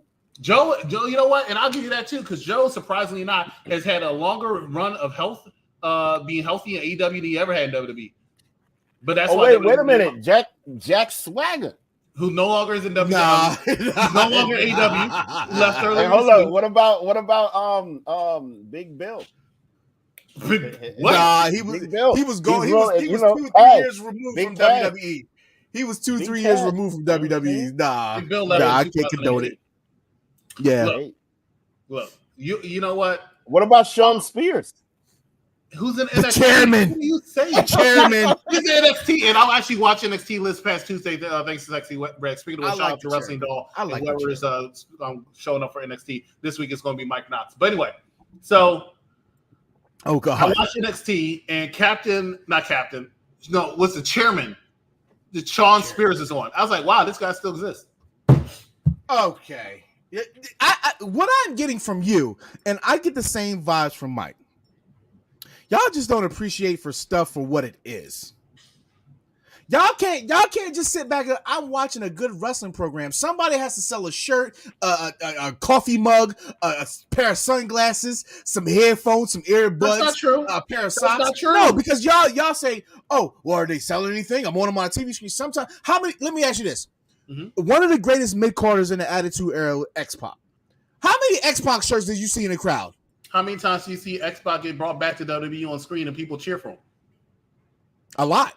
Really? Are you sure you see them cheering for him, or are you sure they don't see him because he's with the rest of DX? How many times it's you see X-Pac? How many times you see X-Pac come out by himself? You never see X-Pac come out here by himself. Because if he came out here by himself, you will remember why they said X-Pac heat.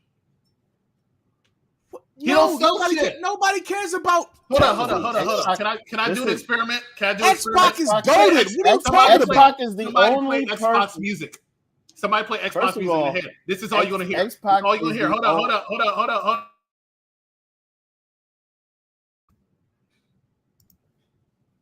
I just want to let everybody know that's what you're gonna hear. Nothing. I didn't hear anything. That's the point. That's the point. That's a lie. That's a lie. Nobody cares. That's a lie. That's a lie. Shout out to Charmaine. Ding dong, I'm not X-Pac wrong, is but the you are one and wrong. You only are more person. than welcome to debate me, Mr. Knox, Go ahead, as you like to do X-Pac. on your show and throw your shots. I'm not going to throw my shots. I'm going to tell you that I can out debate you on everything that you think about that I'm saying is wrong. Oh, God. That is what it is, and that's what it's going to be. When it comes to the Alpha, the Omega, you choose whatever it is. It just know that I'm on the level. All right, UPR's very own Carmelo Hayes and Trick Williams. Respect on X. Nobody ever hears Trick. He is a back-to-back Hall of Famer. How? Because of groups. He has not gone to Hall of Fame by himself. Oh, Talk to me nice. Talk to me nice. Oh my God! Look what you did. Don't come on here and try to say what you say and then leave. This man called me Don't come earlier. on here. You done came in the safe space. You done came in the safe space. So let's Hey, put the chains on the door, but the Sam's. Put the chains on the door. Mike Knox, I have one thing for you. I'm sorry. Hold up, I got one thing for you. What? Welcome to the Smackdown Penitentiary. Yeah. The one I started, by the way. Let's get one thing first and foremost straight and give me the floor. Okay. Promo battles. Your whole entire thing is Mike Knox.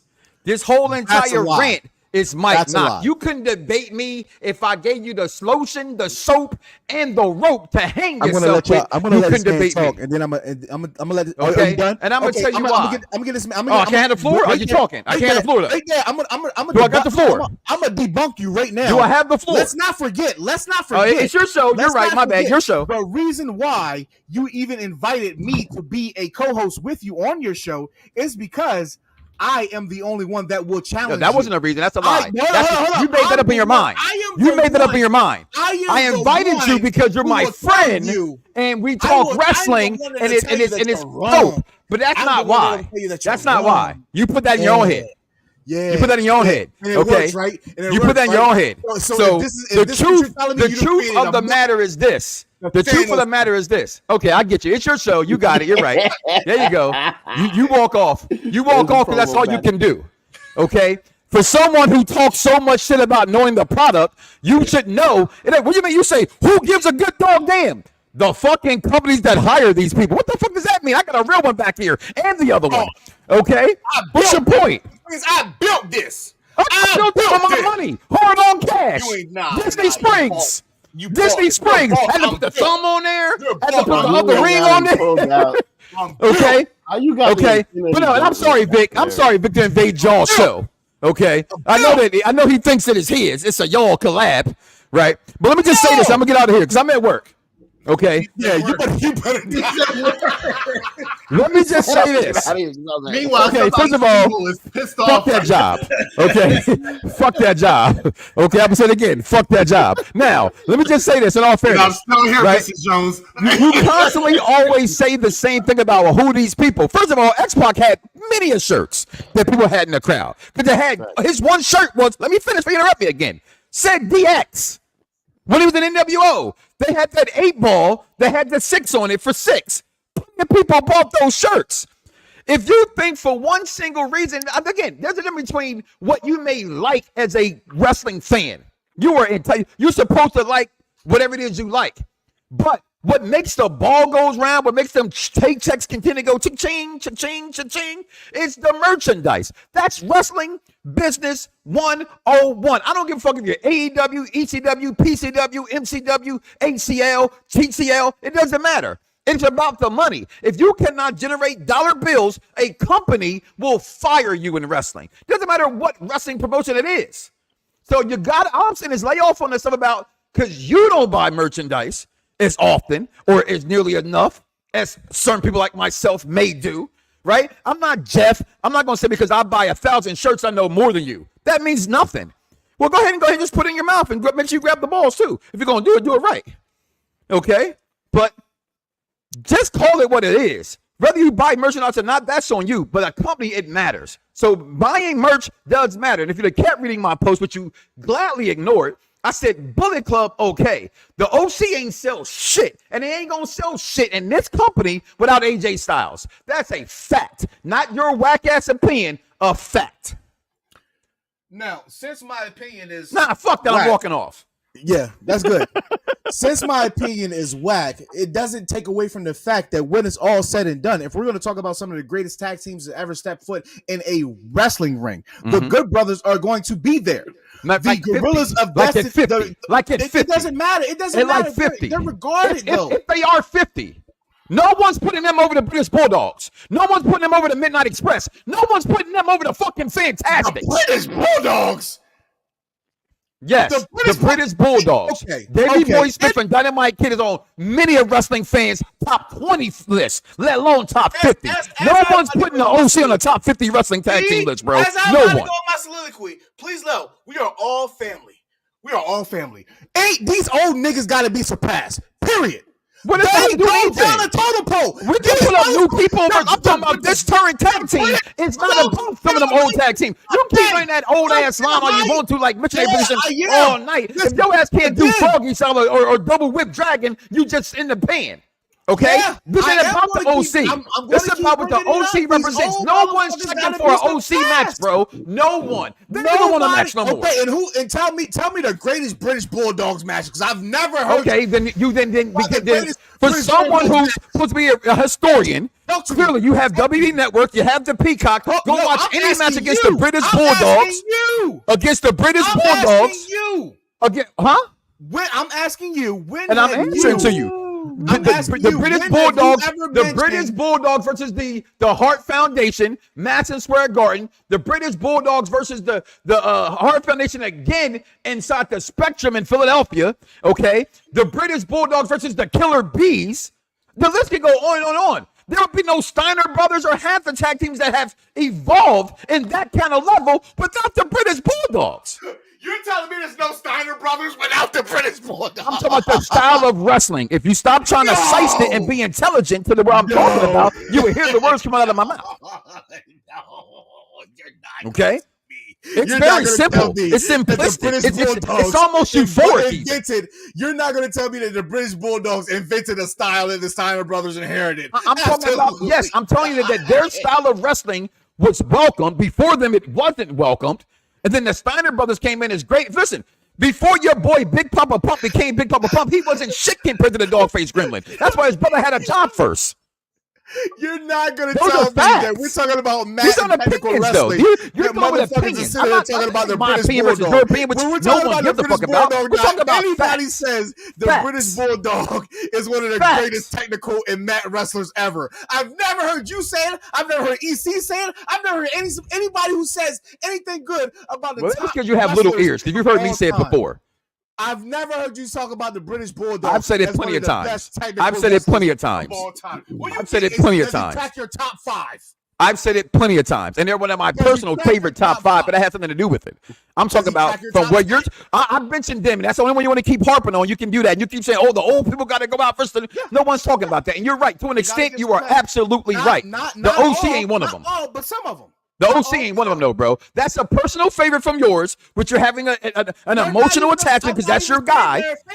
No one's picking the OC over the tag. No one's picking the OC over the freaking over Bad Street USA. The Freebirds. Boy, I'm gonna just drop dead. Listen. Nobody's picking Bad Street USA because they don't know. That's the thing. That's my point. My point. They don't know who the Freebirds were. I'm pretty sure. I'm just saying my sense of what I was saying was I'm not saying that the OC is better, right? I'm just saying they are respected for what they've done in tag they're respected in Japan. Okay, but it doesn't matter. It doesn't matter. This is the United States of America. I don't watch soccer. But you still know David Beckham is fucking respected. Because that's David Beckham and all the girls like him. you just bought some conditional in there. You put an EC. You put the conditional. I mean, if you don't know who David Beckham is or what they do with the abs, Cristiano Ronaldo. Then my point was, I'm not saying that they particularly were better. I'm saying the OC deserved. When they talk about the OC in on commentary, right? They speak about them in high regard. They speak about them in high regard in the sense of they should be respected for what they've done in tag team wrestling. Doesn't matter if they think that they're better or worse than somebody else. that was my point. I'm not saying that like what you're saying is bad. I'm just saying that the Did you make this versus? Make sure you put that in my studio, yo. I did not. Chris did that. That's why he backed out. That's why he backed out. But make no, sure you put that in my studio. I get what you're saying, but I was just saying in the sense of the Good Brothers, they are respected in tag team wrestling. Maybe not maybe not on your radar. But again, my radar is because we talk more than how we're bantering now. Yeah, you know I love Gallows. People don't know. Friend of the program. That's my dude. You know what I'm saying? I like Gallows. This is not personal. This is when you're watching fandom watch wrestling. I do mess up everything, don't I? You just gotta know that it's not about the small window we're around. It's a bigger window than that. Right? And the bigger window, it's their job on SmackDown, on any commentary team to put up whatever. That's their job to put them over. Yeah, I spoke about that earlier. When they kept talking about Tama Tonga and Tonga Loa. He literally just kept saying their names. That's all he kept doing. And I kept getting confused. I didn't know which one he was talking about. Exactly. I was like, they got to change somebody's name. Yeah, they got to change somebody's name. All right, but I gotta go if I get in trouble. Yeah, as we bring in everybody else back to the show, we about to close this thing out. Yo. See y'all Monday. Appreciate you, brother. As we go ahead and start to wind this show down, ladies and gentlemen, we have something for everybody. And if you enjoyed that, you can enjoy the Mike Knox Show every Monday at 6 p.m., followed by the Raw Watch Along with Freckle Sensei, EC, and Evil Dose.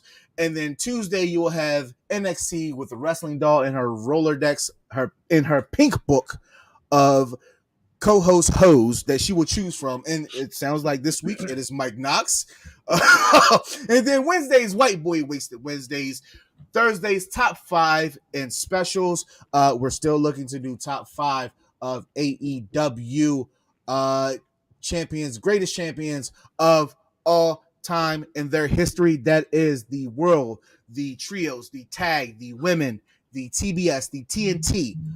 So if you think that you have a 5 that is greater than somebody else, we will debate it. I will be the moderator to show you how it goes. But somebody just said Chris Jericho, and Chris, better than you, baby. He's not wrong. He's not wrong. He's actually my number 1 too. Chris Jericho is I would say if I was not moderating this, I would say between him and Omega. Yeah, you couldn't go wrong. Shout out to Mike Knox, man. Only he can make it work. I'll give it to MJF. That Iron Man match was amazing. He's held it the longest. He's held it the longest next to I feel like his title run was somewhat real fast before y'all leave, right? If I get in trouble. Before you go to work. Yeah, go ahead. I saw this today. It said if you could start your company, you started with MJF or Cody. I thought that was the stupidest shit I ever heard in my life. Exactly.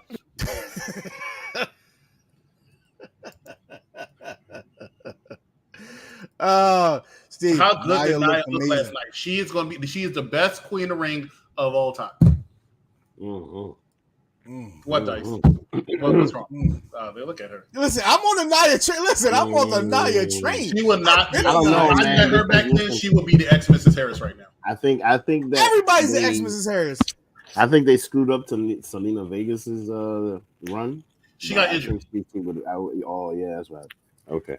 Because she's got better mic skills than she has. Well, that's debatable. She has better mic skills. I think she has better mic skills as a manager, not a wrestler. We talked about it with Carmelo Hayes. We talked about Adam Cole. I think Zelina Vega does not talk big to me. I think she's better as a managerial role. Unfortunately, she's too small for me to be in the ring. Like Alexa Bliss is about the same height, but Alexa Bliss is actually muscular. Thicker. Zelina Vega is not really muscular. Okay. Thicker. She's thicker. Alexa Bliss has a fatter ass. It's okay. This is a safe space. Zelina Vega, and I love her. She's a beautiful. Zelina Vega, we talk about top 5 beautiful women. It's hard to actually put a top 5. Oh, did you see him sparring on Twitter? Who? Selena and Liv. They were sparring on Twitter. They're going to try to have that as another person to go after and Liv Morgan. That's not bad, bro. Selena Vega and Liv Morgan, they'll definitely go toe to toe on the mic. She was like, "Ew, you was pulling on Dom's mullet." I'm telling you, Selena Vega she knows how to talk, bro. She, in my opinion, she's got the best mic skills in the LWO. including. I mean, you don't have anybody that can talk in the LWO. Yeah, so that's not hard. Only race. Santos can a little bit. Santos not in LWO. Yeah. That's right. Shit. I'm talking about. Oh, I'm thinking look out of the house. Okay. Clearly it's time to go. Listen. Anyway, yeah, we gotta. Ladies and gentlemen, 2 hours 19 minutes of this show. 2 hours and 19 he called minutes. Them a this went over this show is long as half of an AEW pay-per-view. That's how long the show is. This is. But you know what? Those numbers were steady all night. We had an issue with the Facebook streaming, so apologies for anybody who watches on Facebook that did not get a chance to see. I don't know what it was. I tried to redo it, but it would not go through. I gotta put a Steve comment up real quick. I ignored it earlier. Because I want to make this clear. Only Steve, when Mike Knox and Zeta Silent is having a conversation about stuff, and merchandise me so can bring up AEW, right? Like Steven will always find a time to bash AEW. Ain't got nothing to do with shit. Nothing to do with nothing. He will find a way to throw in there a bash on AEW. So shout out to Big Daddy Cool. Ladies and gentlemen, like I said, the show went over at least 25, 45 minutes. They're what we originally planned for. But again, you guys are dope in the chat. So as long as you guys are enjoying and speaking, we will keep that thing going. Shout out to Mike Knox for making an appearance because I called him out and he did make an appearance. Shout out to the Executive Consultant for coming on and giving his input. And the original Wardens are back. We didn't have to call the temp agency for fill-ins. We're here. This is Pride Month. I got my Cody Rhodes. We are all family. One of his first his shirts that he came out with in the inclusion of AEW. So I want to let you know that love is love. Love everybody. Love hard. Love often. And the next show that we don't have anything else this weekend, right? EC? Just might not next, right? We have no more shows. The next show on UPR, whether it's W or E, is actually going to be, as far as I know, is going to be, I know it's sad, right? The Mike Knox Show Monday at 6 o'clock p.m. But please make sure that you're looking out for our UPR E shows, the new Adventures of Superman with Vic, as well as Cedar Superior. And of course, this Tuesday, Scary Movie 2 is being reviewed by the UPR E Tuesday crew. UPR E Thursday crew will be reviewing none other than arguably the best one, but that shit was funny. funny. And then on Thursday, UPRE is going to be reviewing Do the Right Thing. So looking forward to that one.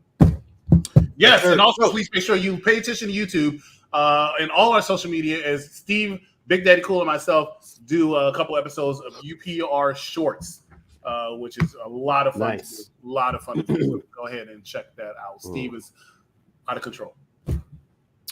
Well, for Vic, for the Executive Consultant, I am the Z is Silent, and I want to say to all of you, thank you for stopping by, for your comments, for your likes, for your shares, for your subscriptions.